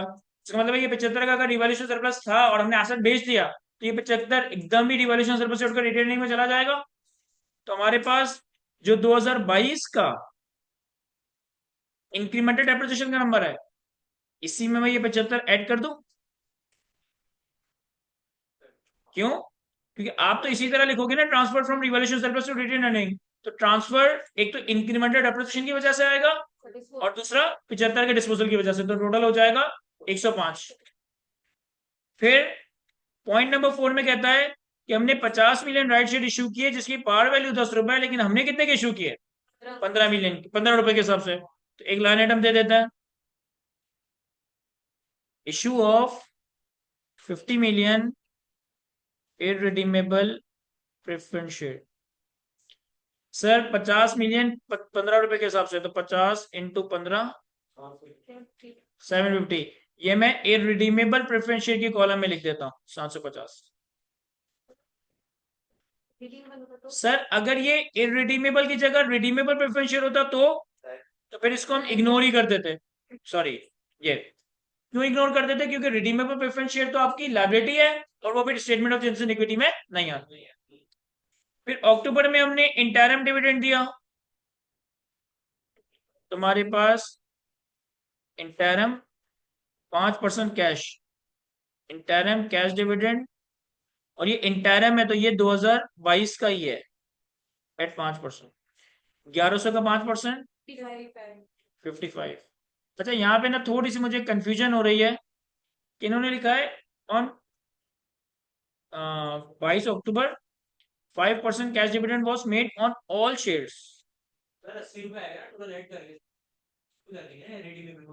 तो ऑल शेयर्स का मतलब आई डोंट नो कि एग्जामिनर ने क्या सोच के ऑल शेयर्स लिखा है, कि वो सिर्फ शेयर कैपिटल ऑर्डिनरी शेयर्स की बात कर रहा है या इसकी भी बात कर रहा है? तो देयर से पॉसिबिलिटी कि शायद वो इसकी भी बात कर रहा हो। ऑल लिखा हुआ है तो मेरे ख्याल से ज्यादा बेहतर ही। देखो अगर ऑल है तो 1100 इंटू 5% प्लस 750 इंटू 5%। नहीं, क्यों नहीं? देखो शेयर कैपिटल और शेयर प्रीमियम तो तुम बाइफरकेट करके लिखते हो, लेकिन इररिडीमेबल प्रेफरेंस शेयर में तुमने एक ही कॉलम में दोनों मर्ज कर दिया है। और ये जो इररिडीमेबल प्रेफरेंस शेयर इशू किए, इसकी भी पार वैल्यू तो 10 ही थी ना, हमने 15 पे इशू किए। तो जो डिविडेंड मिलना चाहिए वो 50 इंटू 10 इंटू 5% मिलना चाहिए। समझ आ रहा है? मैं 80 आ रहा है, तो ये 80 रिटेन अर्निंग से माइनस करके रिडीमेबल प्रेफरेंस शेयर की कॉलम में ऐड करेंगे। सर डिविडेंड दिया ना, तो वो डिविडेंड लेके घर चले गए, उनका कोई बैलेंस बैलेंस थोड़ी चेंज होगा इससे। रिटेन अर्निंग में 80 माइनस हो जाएगा। क्लियर है यहां तक? फिर क्या हुआ सर? ये हमारे पास पॉइंट नंबर 6 में एरर की रेक्टिफिकेशन थी, इसे मैं ऑलरेडी अकाउंट फॉर कर चुका था। क्या करंट ईयर में कोई फर्क पड़ेगा? यस। अगर लास्ट ईयर आपने एसेट को ईयर एंड पे रिवैल्यू किया तो इस साल का डेप्रिसिएशन एक्सपेंस भी बढ़ेगा, और इंक्रीमेंटल डेप्रिसिएशन का भी एक इम्पैक्ट आएगा। इस साल का डेप्रिसिएशन एक्सपेंस भी बढ़ेगा और इंक्रीमेंटल डेप्रिसिएशन का भी एक इम्पैक्ट आएगा। अब यहां ध्यान दीजिएगा, 2022 2022 का हमारे पास प्रॉफिट का नंबर अवेलेबल है 285। सही है? आपने इसे लास्ट ईयर 31 दिसंबर 21 पे 350 से बढ़ाकर कितना कर दिया था? 400। और 31 दिसंबर 21 पे इसकी लाइफ कितनी थी? 10। इसका मतलब है कि जब आप 2022 में डेप्रिसिएशन रिकॉर्ड करोगे, इस 50 के ऊपर एक एडिशनल डेप्रिसिएशन एक्सपेंस आएगा। अगर आप 50 के ऊपर या 30 के ऊपर, 50 के ऊपर या 30 के ऊपर? इसके ऊपर है। 2022 के डेप्रिसिएशन में जो इम्पैक्ट आना चाहिए वो 50 के ऊपर आना चाहिए या 30 के ऊपर आना चाहिए?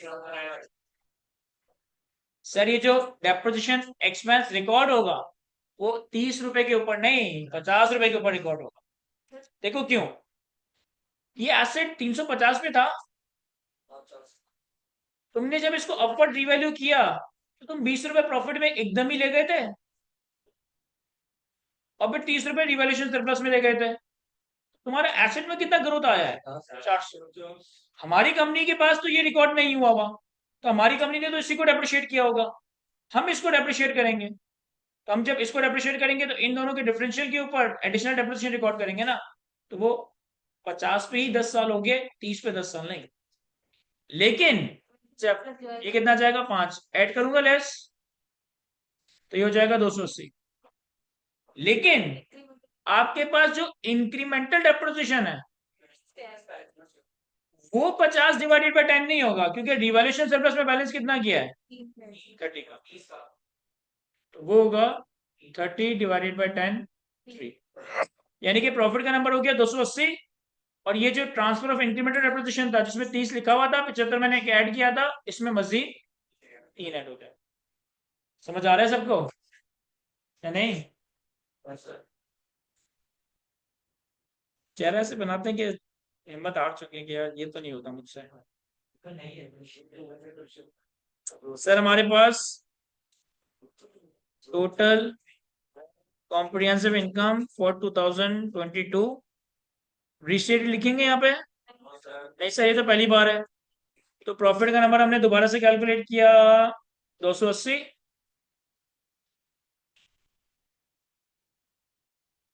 इसे रिटेन अर्निंग के कॉलम में लिख दूंगा, और रिवैल्यूएशन का इम्पैक्ट नहीं, कोई क्वेश्चन में गिवन है। अच्छा 2022 में कोई अपवर्ड रिवैल्यूएशन नहीं है, तो अदर कॉम्प्रिहेंसिव इनकम का लाइन आइटम ना भी दे दो तो कोई हर्ज नहीं था, मैंने दे दिया तो चलो। फिर एक और लाइन आइटम आएगा,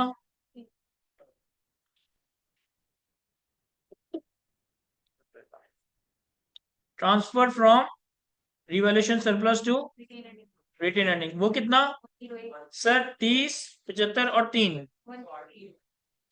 30, 75 और 3, यह आ जाएगा 108 रिवैल्यूएशन सरप्लस में ऐड, सॉरी रिवैल्यूएशन सरप्लस में लेस, रिटेन अर्निंग में ऐड। ये हमारे पास फाइनली नंबर आ जाएंगे एज एट 31 दिसंबर 2022।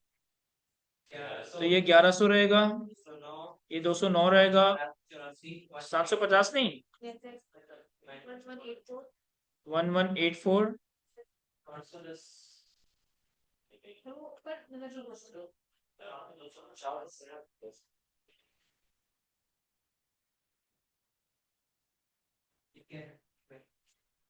तो ये सवाल हमारा यहाँ तक कंप्लीट हुआ जाता है। कॉपी करें इसे, कोई चीज नहीं समझ आए तो मुझसे पूछें। चले सर आगे बढ़ते हैं, एक और सवाल देखते हैं आईएएस 8 के स्टैंडर्ड से पर्टेनिंग स्प्रिंग 2024 की अटेम्प्ट का क्वेश्चन नंबर 7। स्प्रिंग 24 की अटेम्प्ट का क्वेश्चन नंबर 7, 20 मार्क्स। कहता है पहले तो अगर हम रिक्वायरमेंट देखें तो रिक्वायरमेंट में हमसे statement of changes in equity मांगी है along with comparatives year and 31 दिसंबर 2023, और टोटल के कॉलम की जरूरत नहीं है। तो यानी कि 2023 और 2022 2 सालों के मूवमेंट बना रहे होंगे। सवाल की इंफॉर्मेशन में हमें कहता है financial statement of BED Limited for the year ended 31st December 2023 are under preparation. During the review of the draft financial statement, following matters have been identified. Point number 1, statement of changes in equity was not prepared in the draft financial statement. In this respect, the following details have been gathered. Share capital and reserve as at 1st January 2021 and 22. हमारे पास ordinary share capital का number available है, share premium का number available है, retained earning का number available है। फिर हमारे पास company's profit for the year 2023 draft, 2022 and 21 audited 575, 477 और 321 मिलियन रिस्पेक्टिवली। फिर हमारे पास final dividend for the year ended 31 December 2021 is 15% cash dividend and 10% bonus shares. The bonus issue was made from the share premium and the shares were issued in April 22 after payment of cash dividend.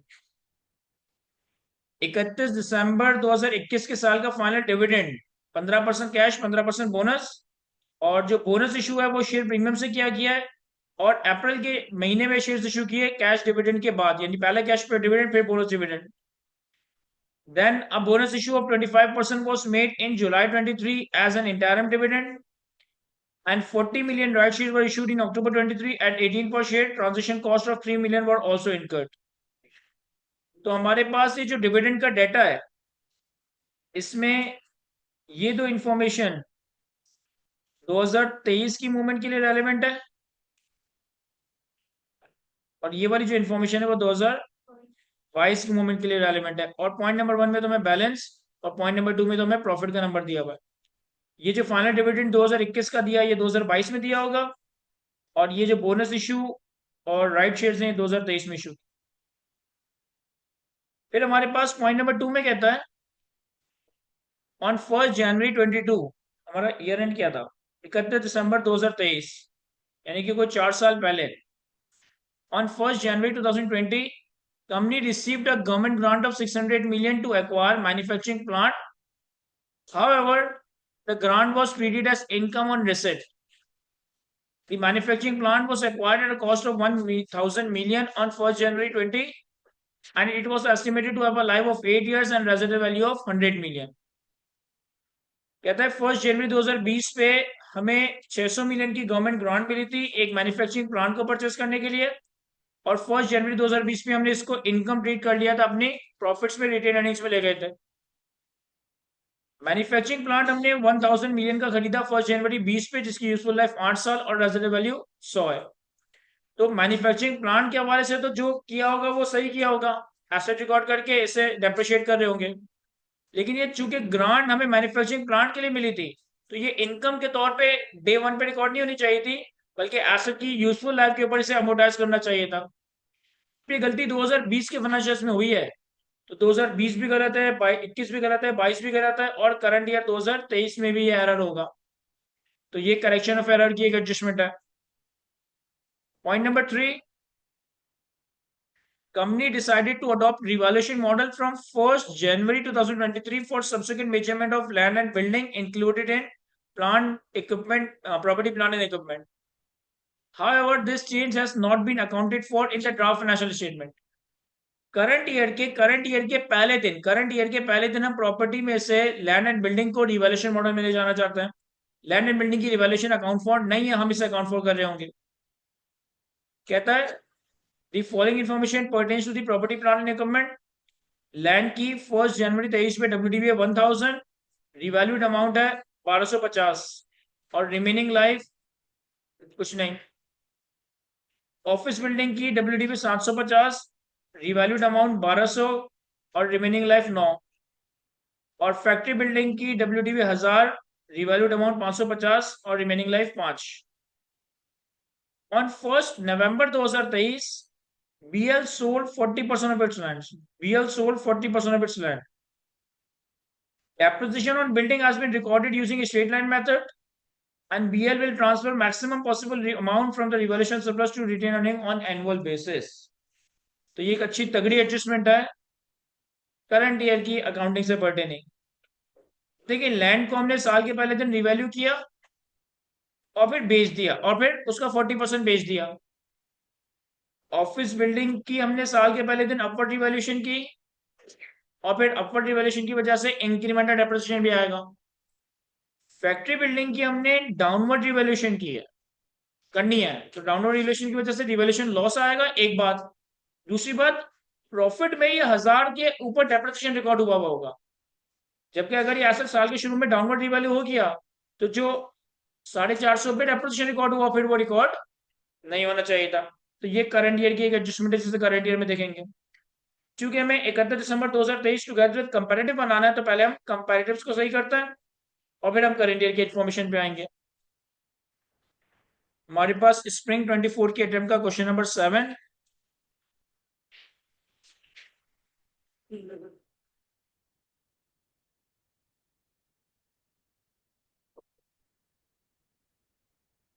Company का नाम है हमारे पास Watt limited.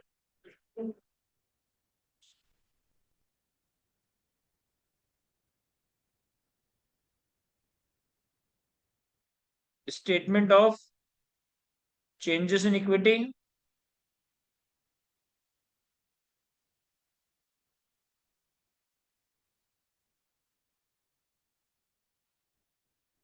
For the year ended 31st December 2023।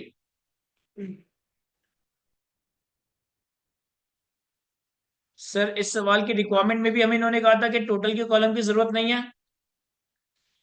लेकिन total के अलावा हमें कितने कॉलम बनाने हैं? एक तो इक्विटी में तीन चीजें आ रही है, शेयर कैपिटल, शेयर प्रीमियम और रिटेन अर्निंग्स। फिर हमारे पास राइट शेयर्स इशू हुए थे 18 की प्राइस पे, यानी कि शेयर प्रीमियम भी आएगा। और एसेट की रिवैल्यूएशन वगैरह है तो हमारे पास रिवैल्यूएशन सरप्लस भी आएगा। तो हमारे पास एक दो तीन, शेयर प्रीमियम का 4 और रिवैल्यूएशन सरप्लस का 5, यानी कि सही शेयर प्रीमियम तो ऊपर है। एक दो तीन, शेयर प्रीमियम का अकाउंट तो यही काउंट हो गया, और रिवैल्यूएशन 4 कॉलम बनाने पड़ेंगे।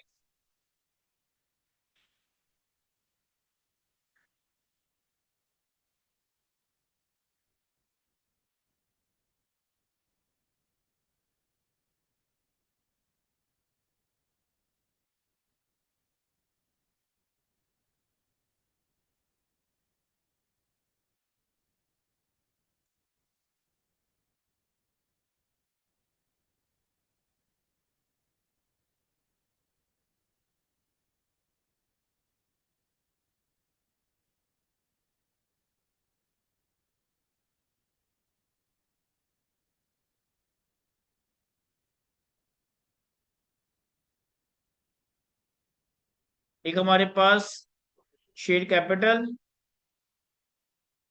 एक शेयर प्रीमियम, एक रिटेन अर्निंग और एक रिवैल्यूएशन सरप्लस। अब 2022 2023 2 सालों की मूवमेंट बनानी है, तो 2022 की मूवमेंट स्टार्ट होगी हमारी एज एट 31st December 2021 से। 31st December 2021 से। सर 31st December 2021 पे हमारे पास 1 जनवरी के नंबर अवेलेबल है, 2021 के, 2022 के। तो अगर हमें 31st December 2021 चाहिए तो हम 1 जनवरी 2022 के नंबर से ले सकते हैं। तो शेयर कैपिटल 2400, शेयर प्रीमियम 563 और रिटेन अर्निंग 1345। और फिलहाल कोई रिवैल्यूएशन सरप्लस का बैलेंस नहीं है हमारे पास।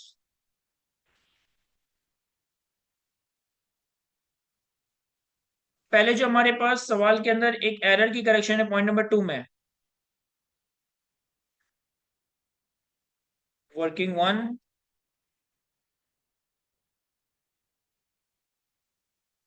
ये हमारी पर्टेन करती है गवर्नमेंट ग्रांट से। देखिए 2020 में, बल्कि 2020 में भी 1 जनवरी 2020 पे हमें गवर्नमेंट ग्रांट रिसीव हुई 600 मिलियन की, और ये एसेट से पर्टेन करती थी, यानी कि इसको हमने इनकम के तौर पर रिकॉर्ड नहीं करना चाहिए था, बल्कि एसेट की यूजफुल लाइफ अमोर्टाइज करना चाहिए था। एसेट की यूजफुल लाइफ है 8 साल। तो इसका मतलब है कि 2020 से लेकर, अब मैं मूवमेंट बना रहा हूं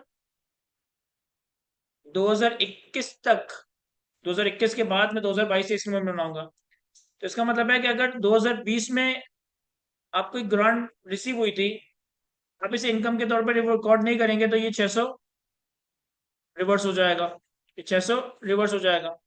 लेकिन आप इसकी अमोर्टाइजेशन तो करेंगे, और अमोर्टाइजेशन 8 साल की यूजफुल लाइफ पे पर ईयर आएगी आपके पास 75। लेकिन हमने 2020 में अमोर्टाइजेशन करनी है, 2021 में 2 सालों की अमोर्टाइजेशन हुई जानी चाहिए 31 दिसंबर 21 तक। 31 दिसंबर 21 तक 2 सालों की अमोर्टाइजेशन हो जानी चाहिए। तो 600 मल्टीप्लाई बाय 2 डिवाइडेड बाय 8, 150। और 150 की अगर आप अमोर्टाइजेशन रिकॉर्ड करेंगे तो नेट 450 से आपकी रिटेन अर्निंग कम हो जाएगी 31 दिसंबर 21 पे। नेट 450 से आपकी रिटेन अर्निंग कम हो जाएगी 31 दिसंबर 2021 पे।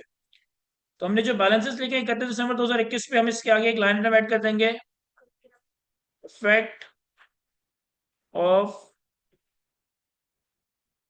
करेक्शन ऑफ एरर 450 से मैं अपनी रिटेन अर्निंग्स कम कर दूंगा। ये हमारे पास एज एट 31 दिसंबर 2021 895 रिस्टेटेड बैलेंसेस आ जाएंगे। ये 2400 रहेगा, ये 563, 95 895 और ये 0।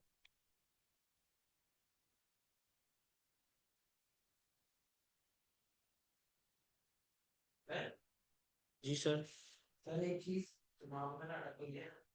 देखिए सर, इधर जो हमारे पास ये जो करेक्शन ऑफ एरर वाला पॉइंट आ रहा है, तो इसके अंदर ऐसा नहीं होता कि हमने जो है गलती से शायद मतलब इधर एरर है या नहीं, मुझे समझ नहीं आ रहा कि कहीं ऐसा ना हो जो स्पीड नॉक ऑफ कर दिया हो उसकी कॉस्ट से। ये कह रहा है ना कि हमने इसको इनकम के तौर पर रिकॉर्ड किया है। अगर नॉक ऑफ किया होता तो नॉक ऑफ की बात कर देता। सही है। इसके बाद अब हम मूवमेंट बनाएंगे 2022 की। 2022 में क्या क्या है सर? 2022 में एक तो हमारे पास प्रॉफिट का नंबर है, एक 2021 का फाइनल डिविडेंड है, और सही 2021 का फाइनल डिविडेंड है। अब 2021 का जो फाइनल डिविडेंड है ना, उसमें पहले 15% कैश डिविडेंड है। तो हमारे पास फाइनल कैश डिविडेंड 2021 15%, तो 2400 का 15% कितना आ रहा है? 360। और ये कैश डिविडेंड है तो ये हमारा रिटेन अर्निंग से माइनस हो जाएगा। फिर इसी पॉइंट में लिखा है कि हमने 10% बोनस शेयर्स भी इशू किए हैं। हमने 10% बोनस शेयर्स भी इशू किए हैं। तो हमारे पास फाइनल बोनस डिविडेंड 2021 और बोनस इशू किया है आपने 10%। इन्होंने यहाँ पे स्पेसिफिकली बता दिया था कि जो हमने बोनस इशू किया है वो शेयर प्रीमियम से इशू किया है। तो 2400 का 10% इस 240, 240 से शेयर कैपिटल बढ़ जाएगा, 240 से रिटेन शेयर प्रीमियम कम हो जाएगा। तो ये एडजस्टमेंट तुमने अकाउंट फॉर कर ली। ये एडजस्टमेंट हमारी 2023 से बटन करती है। तो फिर इसके बाद हमारे पास एक एडजस्टमेंट है जिसमें हमारे पास 2022 का प्रॉफिट है, नहीं 2022 का प्रॉफिट है 477 मिलियन। तो हमारे पास profit for the year 2021, sir profit for the year 2021 कितना है? 477। लेकिन जब आपने इस डेफर्ड ग्रांट को रिकॉर्ड कर दिया और 2020-21 में इनकम रिकॉर्ड की, तो फिर 22 में भी इनकम रिकॉर्ड होगी। यानी कि हमारे पास 2022 में जो भी प्रॉफिट अवेलेबल है 477 का, इसमें हमारे पास अमोर्टाइजेशन ऑफ ग्रांट इनकम आएगी, that would be 600 divided by 8 या 450 डिवाइडेड बाय 6 कर दें 75। 552 तो हमारे पास जो रिवाइज प्रॉफिट आएगा वो आएगा 552 552।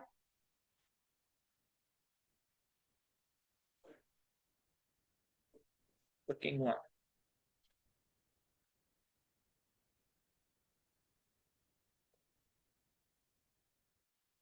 तो 552 का रिवाइज प्रॉफिट, और चूंकि ये प्रॉफिट का नंबर मैं चेंज कर रहा हूँ, लास्ट ईयर मैंने कुछ और लिखा था तो इसके आगे रिस्टेटेड। फिर 2021 में कोई रिवैल्यूएशन नहीं है, सॉरी 2021 में कोई रिवैल्यूएशन, 2022 में कोई रिवैल्यूएशन नहीं है। रिवैल्यूएशन तो हमारे करंट ईयर में हो रही है।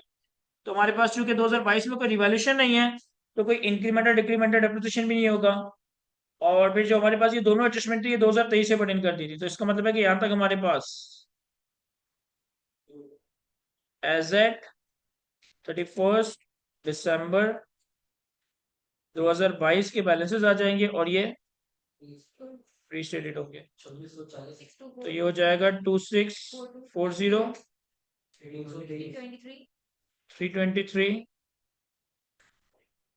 192 192 7.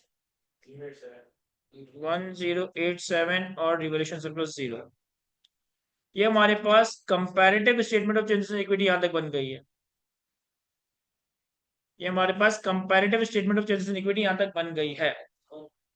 करंट ईयर का हमारे पास प्रॉफिट का नंबर भी अवेलेबल है।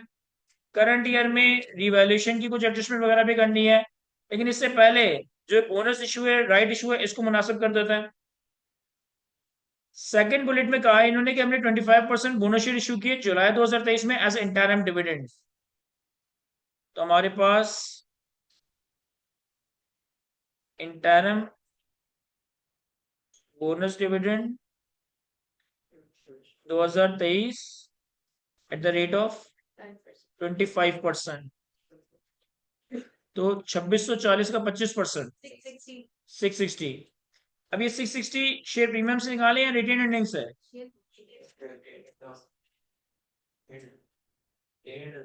देखिए जब डिविडेंड हो ना, अगर वो सिर्फ नॉर्मल बोनस इशू का है ना, अगर वो सिर्फ नॉर्मल बोनस इशू का है तो आप पहले शेयर प्रीमियम से निकालेंगे, और अगर शेयर प्रीमियम में बैलेंस ना हो तो फिर रिटेन अर्निंग्स है। लेकिन अगर वो डिविडेंड की बात कर रहा है तो डिविडेंड हमेशा रिटेन अर्निंग्स से निकलेगा, अनलेस कि वो कुछ और बात करे। जैसा कि हमारे पास इससे पहले भी डिविडेंड था यहाँ पे, लेकिन उसने तुम्हें बता दिया था ना कि हमने बोनस कहां से दिया है, शेयर प्रीमियम से। तो हमारे पास कितना आया था? 2640 का 25%, 660। तो 660 से शेयर कैपिटल बढ़ जाएगा और रिटेन अर्निंग्स कम हो जाएंगी। फिर इसके बाद हमने सेकंड बुलेट में राइट शेयर्स इशू किए थे। Issue of right shares working to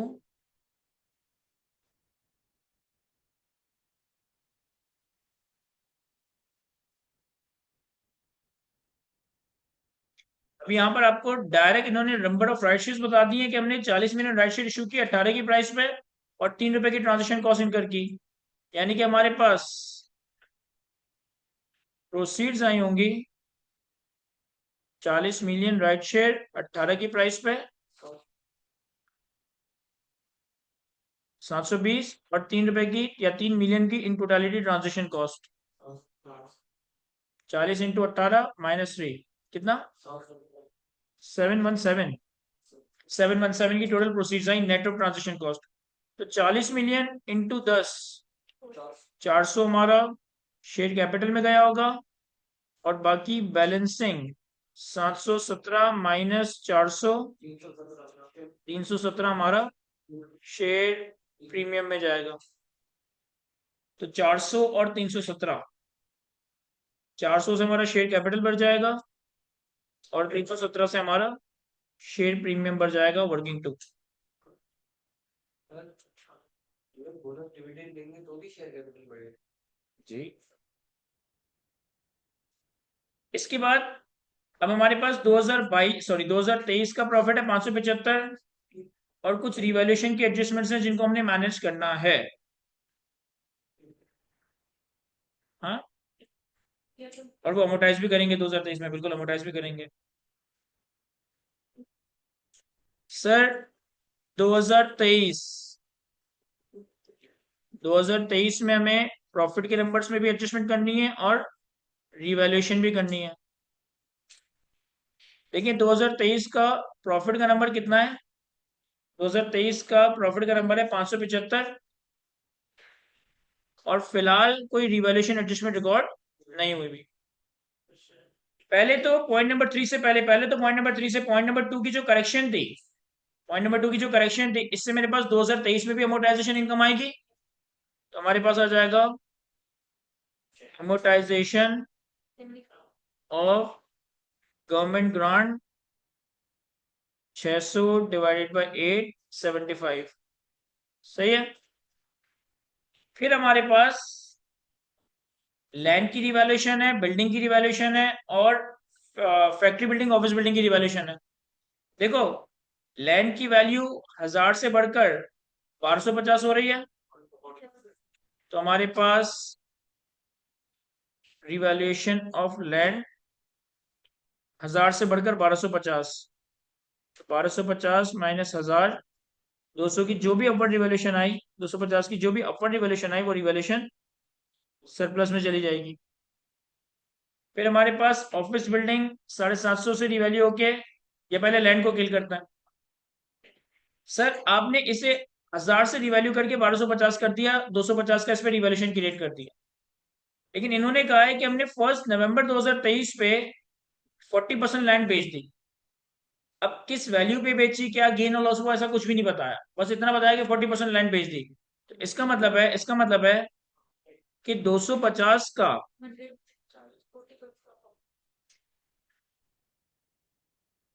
40% land disposal पे 250 का 40%, 100 का अमाउंट रिवैल्यूएशन सरप्लस से उठकर रिटेन अर्निंग में चला जाए। फिर ऑफिस बिल्डिंग को आप 750 से रिवैल्यू करके 1200 पे ला रहे हैं, तो हमारे पास रिवैल्यूएशन ऑफ ऑफिस बिल्डिंग 750 और 1200 का डिफरेंस, तो 1200 माइनस 750, 450, ये भी रिवैल्यूएशन फॉर द ईयर में जाएगा। और चूंकि ये बिल्डिंग अपर रिवैल्यू हुई, तो इसके ऊपर इंक्रीमेंटल डेप्रिसिएशन आ जाएगा। कितना? सर इन्होंने 750 की बिल्डिंग को 9 साल की लाइफ पे ऑलरेडी डेप्रिशिएट किया हुआ है। मैं सिर्फ बिल्डिंग कितने से बढ़ा रहा हूँ? 450 से। तो मुझे 450 के ऊपर इसी लाइफ के हिसाब से डेप्रिसिएशन रिकॉर्ड करना है। 450 डिवाइडेड बाय 9, इससे मेरा प्रॉफिट कम हो जाएगा। और इससे आपका प्रॉफिट तो कम होगा, लेकिन ये जो इंक्रीमेंटल डेप्रिसिएशन है, ये आपका रिवैल्यूएशन सरप्लस से रिटेन अर्निंग में जाएगा। तो हमारे पास incremental depreciation office building 50, then हमारे पास फैक्ट्री बिल्डिंग 1000 से डाउनवर्ड रिवैल्यू होकर 550 पे आएगी।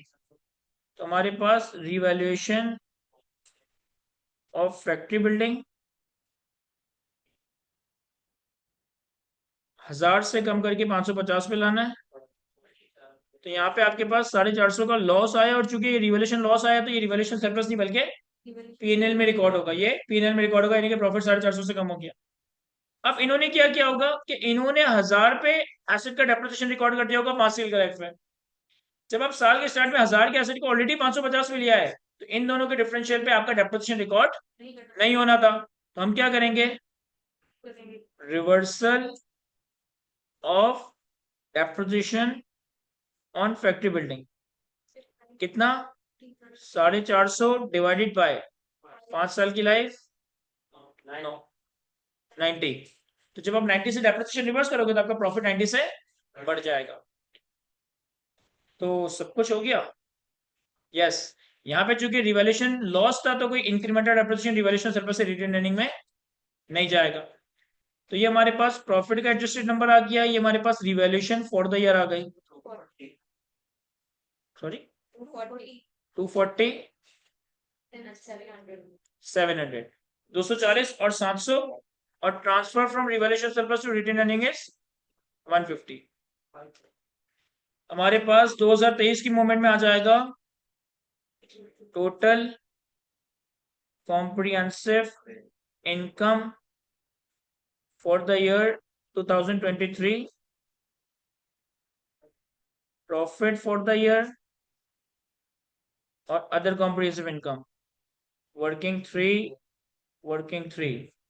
प्रॉफिट था 240 और 700, तो 240 को मैं रिटेन अर्निंग्स में बढ़ा दूंगा, और 700 की जो रिवैल्यूएशन की इनकम है, इसे मैं ओसीआई के नाम से बढ़ा दूंगा। फिर हमारे पास एक अलग लाइन आइटम आएगा, transfer from revaluation surplus to retain earning working three. ये कितना था? 150। तो 150 से रिवैल्यूएशन सरप्लस कम हो जाएगा, और 150 से रिटेन अर्निंग्स बढ़ जाएंगे। सर मेरे ख्याल है कि मैं सब कुछ अकाउंट फॉर कर चुका हूँ, सारी एडजस्टमेंट्स हम देख चुके हैं। तो ये फाइनली हमारे पास एज एट 31 दिसंबर 2023 पे बैलेंस आ जाएंगे। और ये रीस्टेटेड नहीं है, ये पहली बार रिपोर्ट हो रहा है।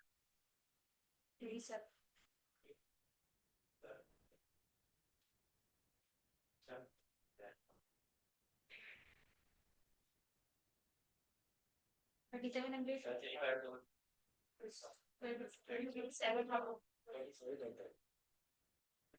3,700,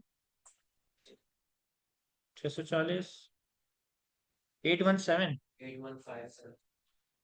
हाँ 817 तो यहाँ तक हमारे सवाल कंप्लीट हुआ जाता है। कॉपी करें सर इसे, तो फिर हम आगे बढ़ते हैं। चलिए जी आगे बढ़ते हैं। आइए सीट का अगला सवाल देखते हैं, जो कि हमारे पास ऑटम 2024 के अटेम्प्ट का क्वेश्चन नंबर 5 है। अच्छा देखें, आईएस 8 में जब हम एरर की रेक्टिफिकेशन या अकाउंटिंग पॉलिसी के चेंज को रेट्रोस्पेक्टिवली एडजस्ट करते हैं, सुनिएगा मेरी बात सर। आईएस 8 के स्टैंडर्ड में हम अकाउंटिंग एस्टिमेट्स के तो चेंज को प्रोस्पेक्टिवली करंट ईयर में अकाउंट फॉर करता है, लेकिन अगर आईएस 8 में हमारे पास अकाउंटिंग पॉलिसी का चेंज आ रहा हो या एरर की रेक्टिफिकेशन आ रही हो, तो उसकी रेट्रोस्पेक्टिव एप्लीकेशन होती है। रेट्रोस्पेक्टिव एप्लीकेशन का मतलब है कि तुम अपने ओपनिंग नंबर्स को, तुम अपनी ओपनिंग रिटेन अर्निंग से चीजों को एडजस्ट करोगे। समझिएगा मेरी बात, जो भी आप एंट्रीज बनाते हो ना, वो एंट्रीज आप करंट ईयर में ही बना रहे हो, क्योंकि पुराना साल तो क्लोज हो चुका है। पुराने साल के ट्रायल बैलेंस में जाके एंट्रीज नहीं बन रही होती। तो जो भी आप एंट्रीज बना रहे हो, वो सारी एंट्रीज करंट ईयर में बन रही है। अब उस एंट्रीज के नतीजे में जहां जहां आपका करंट ईयर का प्रॉफिट या करंट ईयर के एसेट और लायबिलिटीज हिट हो रहा है, आप profit asset liability debit credit कर रहे होते हैं। लेकिन अगर उन एंट्रीज के नतीजे में, उन रेक्टिफिकेशन के नतीजे में लास्ट ईयर के प्रॉफिट्स में एडजस्टमेंट्स आ रही हैं, तो फिर आप वो सारी एडजस्टमेंट्स रिटेन अर्निंग में कर रहे होंगे। यहाँ पे थोड़ी सी कंफ्यूजन ही होती है कि जब हम बैलेंस शीट, पीएनएल या चेंजेस इन इक्विटी वगैरह बना रहे होते हैं ना, तो ये हम टुगेदर विद कंपैरेटिव बना रहे होते हैं। और टुगेदर विद कंपैरेटिव का मतलब है कि करंट ईयर के नंबर्स भी आ रहे होंगे और उसके पैरेलल में लास्ट ईयर के नंबर्स भी आ रहे होंगे।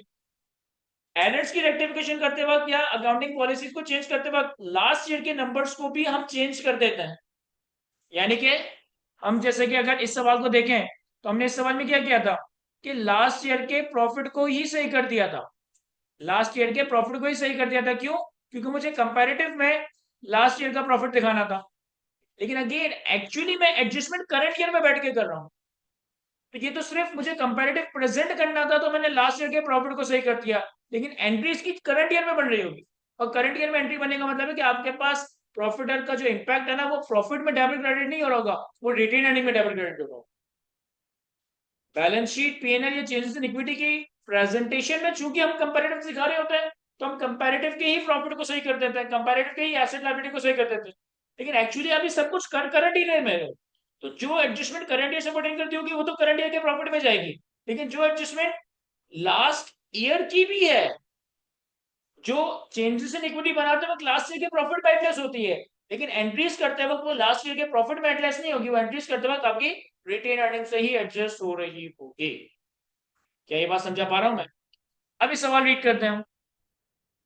कहता है Pipri limited constructed a warehouse at a cost of 102 million, which was completed on 30 June 2022. The warehouse has a useful life of 12 years, and upon completion, 95% of the warehouse was rented out, while remaining 5% was allocated for administrative use. The warehouse design prohibits the sale of these portions separately. कह रहे company है Pipri limited, इन्होंने 102 million का एक warehouse construct किया 30 जून 2022 में। 12 साल की इसकी यूजफुल लाइफ है। 95% रेंट आउट कर दिया, 5% अपने एडमिनिस्ट्रेटिव यूज में है, यानी कि partially rented out property, partial own use का कॉन्सेप्ट है।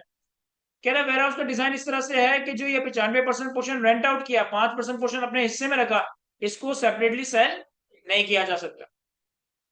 फिर 1 जुलाई 2023 पे, 1 जुलाई 2023 पे, एक साल के बाद, PL discovered that the warehouse cost mistakenly included abnormal wastage of 6 million in March 22.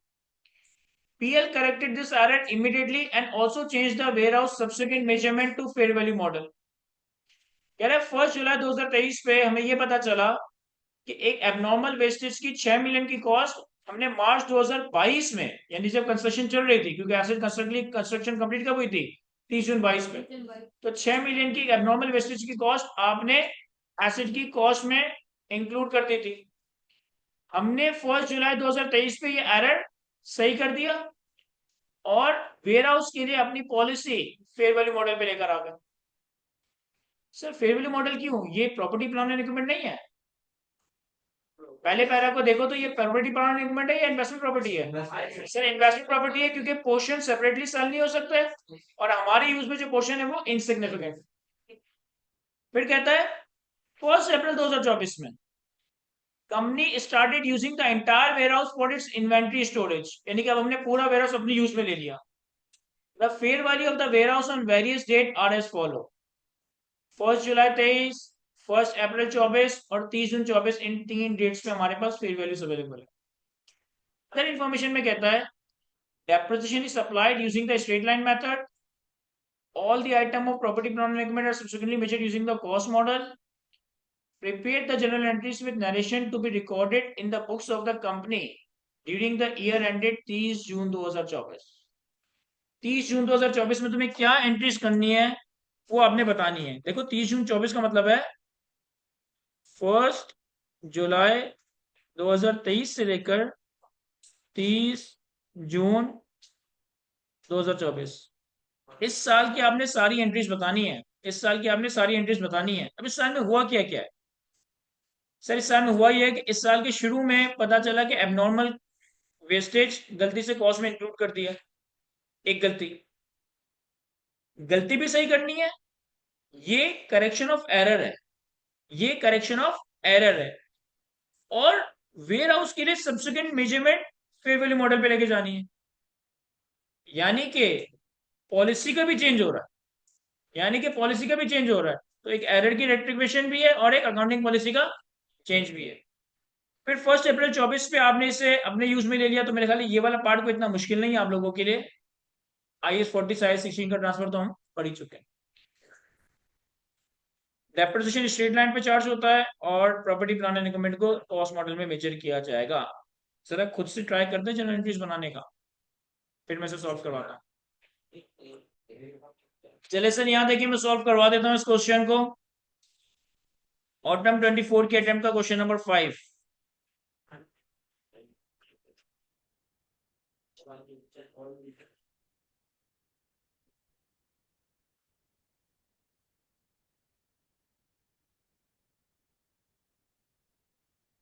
देखिए जो भी हो रहा है हमारे करंट ईयर में 2024 में हो रहा है, सही है।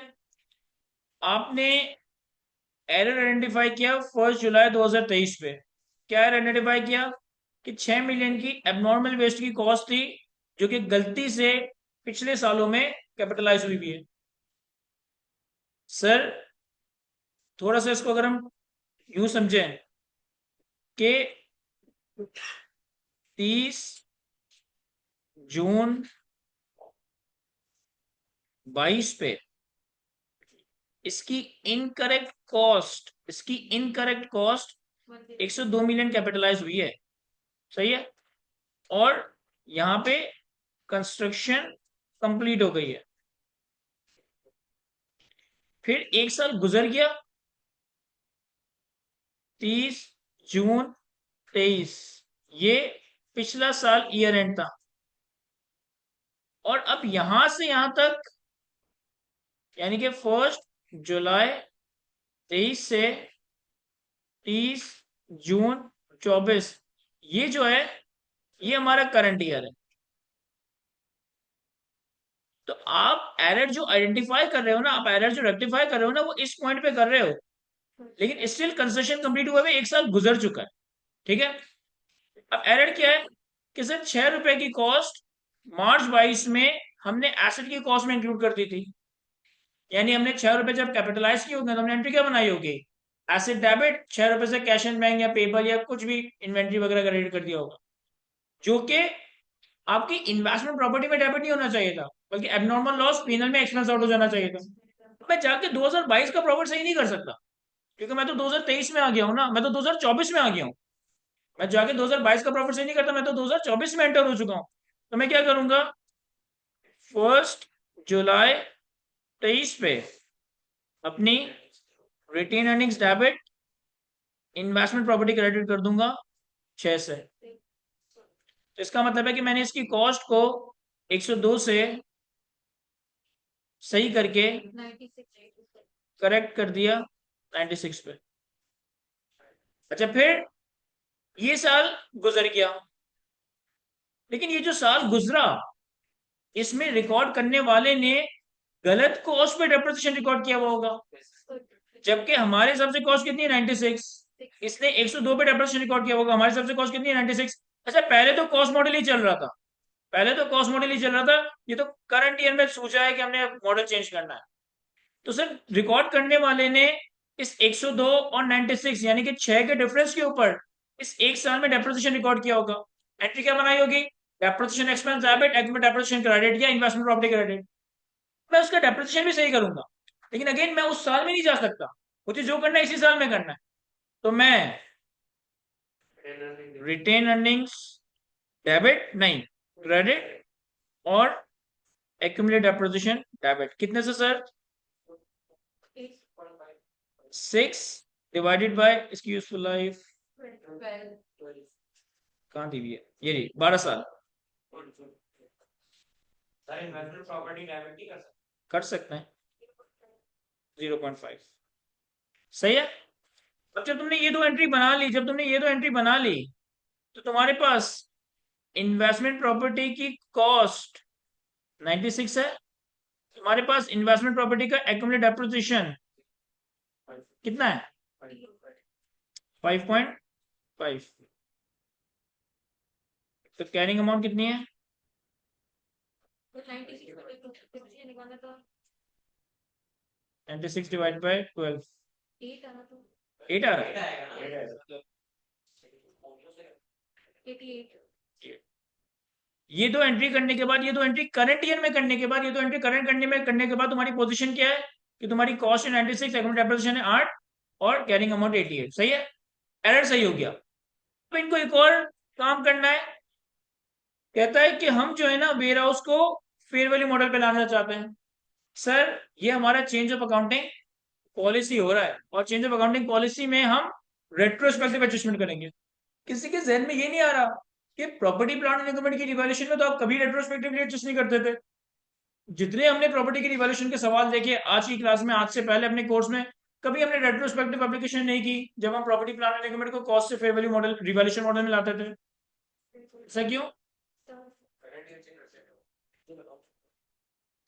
सर? ये बात IS 8 में स्पेसिफिकली मेंशन है कि change from cost model to revaluation model, change from cost model to revaluation model under IS 16 इस, थोड़ी सी ये बात गलत है, इस change of accounting policy but not accounted for under IS 8, it is accounted for prospectively under IS 16। ये जो हम अपनी प्रॉपर्टी प्लांट एंड इक्विपमेंट की रिवैल्यूएशन करके उसको कॉस्ट मॉडल से रिवैल्यूएशन मॉडल में लाते हैं ना, ये भी अकाउंटिंग पॉलिसी का चेंज है।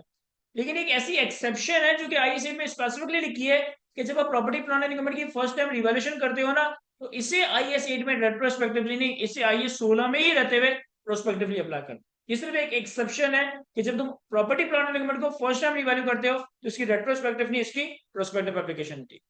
लेकिन इन्वेस्टमेंट प्रॉपर्टी को जो हम कॉस्ट मॉडल से फेयर वैल्यू मॉडल में ला रहे हैं, ये पॉलिसी का चेंज है, पॉलिसी का चेंज है तो हम इसकी रेट्रोस्पेक्टिव एप्लीकेशन करेंगे। अब 1 जुलाई 2023 में हमारे पास फेयर वैल्यू कितनी है 108। सर 1 जुलाई 2023 पे अगर हमें इस प्रॉपर्टी को 108 पे लाना है तो हमें पहले तो मैं काम करता हूं कि इन्वेस्टमेंट प्रॉपर्टी के बैलेंस को एक्यूमुलेट डेप्रिसिएशन से नॉक ऑफ कर देता हूं। कितना था 8, तो इससे हुआ कुछ भी नहीं, इन्वेस्टमेंट प्रॉपर्टी की कैरिंग वैल्यू कॉस्ट 88 हो गई। अब इन्वेस्टमेंट प्रॉपर्टी को मुझे साल के शुरू में रिवैल्यू करना है, कितना 108 88 20। सर ये जो 20 है ये कहाँ रिकॉर्ड होगा, करंट ईयर के P&L में या रिटेन अर्निंग्स में? करंट ईयर में करंट ईयर के P&L में या रिटेन अर्निंग्स में? करंट ईयर में सर अगर मैं करंट ईयर के पीएनएल में इसको रिकॉर्ड करूं तो इसका मतलब है कि फिर मैंने तो वही काम कर दिया कि मैं चेंज ऑफ पॉलिसी को करंट ईयर में प्रोस्पेक्टिवली अकाउंट फॉर कर रहा हूं। अब यहाँ पे ना थोड़ा सा सवाल के अंदर एक फ्लॉ भी है, इसने आपको बैलेंसेस ना 1 जुलाई 23 पे दिए, इसको आइडियली ये 30 जून 23 पे देना चाहिए था, तभी तो वो लास्ट ईयर से पर्टेन करता। लेकिन अब इन्होंने यहाँ लिख दिया ऐसे, तो अब यहाँ पे for the sake of simplicity या for the sake of assumption कि भाई 1 जुलाई 23 की fair value is as good as 30 जून 2023 की फेयर वैल्यू, और अब हम इसे 88 से 108 पे लाएंगे और इसे रिटेन अर्निंग से एडजस्ट करें, रिटेन अर्निंग से एडजस्ट करें। फिर क्या हुआ, अब हम करंट ईयर के स्टार्ट में पिछला सारा मामला सही कर चुके हैं, एरर को भी सही कर चुके हैं और अकाउंटिंग पॉलिसी के चेंज को भी अकाउंट फॉर कर चुके हैं। अब करंट ईयर स्टार्ट हो गया, करंट ईयर में इन्वेस्टमेंट प्रॉपर्टी पर फेयर वैल्यू मॉडल स्टार्ट हो गया, प्रॉपर्टी प्लांट एंड इक्विपमेंट के लिए कॉस्ट मॉडल है। 1 अप्रैल 24 पे हमने इसे खुद यूज करना शुरू कर दिया, तब इन्वेस्टमेंट प्रॉपर्टी के स्टैंडर्ड से उठकर IAS 16 में जाएंगे। जब इन्वेस्टमेंट प्रॉपर्टी से उठकर IAS 16 में जाएंगे और इन्वेस्टमेंट प्रॉपर्टी में फेयर वैल्यू मॉडल चल रहा हो तो डेट ऑफ रिक्लासिफिकेशन पहले हम उसे फेयर वैल्यू पे लाएंगे, और अब फेयर वैल्यू कितनी है 114। तो 1 अप्रैल 14 पे इन्वेस्टमेंट प्रॉपर्टी डेबिट, ये वाला जो फेयर वैल्यू गेन है ये करंट ईयर गेन है, ये पीएनएल में रिकॉर्ड होगा 114 माइनस 108 6। और चूंकि अब हमने इसे अपने इस्तेमाल में ले लिया तो property plant and equipment debit, investment property credit 114 और बस अब साल का आखिर आएगा 30 जून 24। अब हमें इस पे डेप्रिसिएशन रिकॉर्ड करना है पीएनएल में और एक्यूमुलेटेड डेप्रिसिएशन क्रेडिट करना है, कितने से सर डेप्रिसिएशन कैलकुलेट करने के लिए आपको 1 अप्रैल 24 पे लाइफ पता होनी चाहिए, क्योंकि ये तो 1 अप्रैल 2024 में प्रॉपर्टी प्लान एग्रीमेंट बना है, तो यहां से आगे डेप्रिशिएट होगा ना, पहले तो ये investment property fair value model में चल रहा था। देखो इसकी कंसेशन कंप्लीट कब हुई थी, इसकी कंसेशन कंप्लीट हुई थी 30 जून 22 पे, उस वक्त इसकी लाइफ कितनी थी 12 साल। तो 30 जून 22 से 30 जून 23 तक 1 साल गुजर गया, और करंट ईयर में भी तुम इसे 1 अप्रैल पे लाए हो, ये 1 अप्रैल 24 है। तो जुलाई अगस्त सितंबर अक्टूबर नवंबर दिसंबर जनवरी फरवरी मार्च 9 महीने गुजर चुके हैं, यानी कि इस डेट पे जो लाइफ लैप्स्ड है वो 1 ईयर 9 मंथ्स है। समझ रहे 1 ईयर 9 मंथ्स कैसे, 1 साल ये वाला गुजर चुका है ऑलरेडी, और करंट ईयर में 1 अप्रैल तक तो जुलाई अगस्त सितंबर अक्टूबर नवंबर दिसंबर जनवरी फरवरी मार्च 9 महीने गुजर चुके हैं, तो इतनी लाइफ गुजर चुकी है, यानी कि 1 अप्रैल 24 में इसकी लाइफ कितनी है 10 साल 3 महीने। इसको पॉइंट्स में कैसे लिखता है 10 प्लस 3/12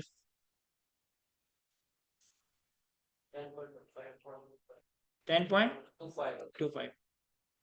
सर डेप्रिसिएशन रिकॉर्ड करेंगे इसका 114 डिवाइडेड बाय 10.25 मल्टीप्लाई बाय अप्रैल मई जून 3 महीनों का 11 मंथ्स कौन कह रहा है,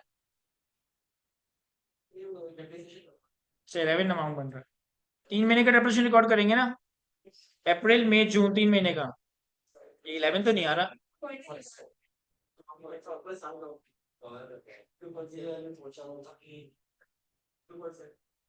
क्या ये समझ आ रहा है हमें सर, ये एंट्रीज बनानी थी यहाँ पे,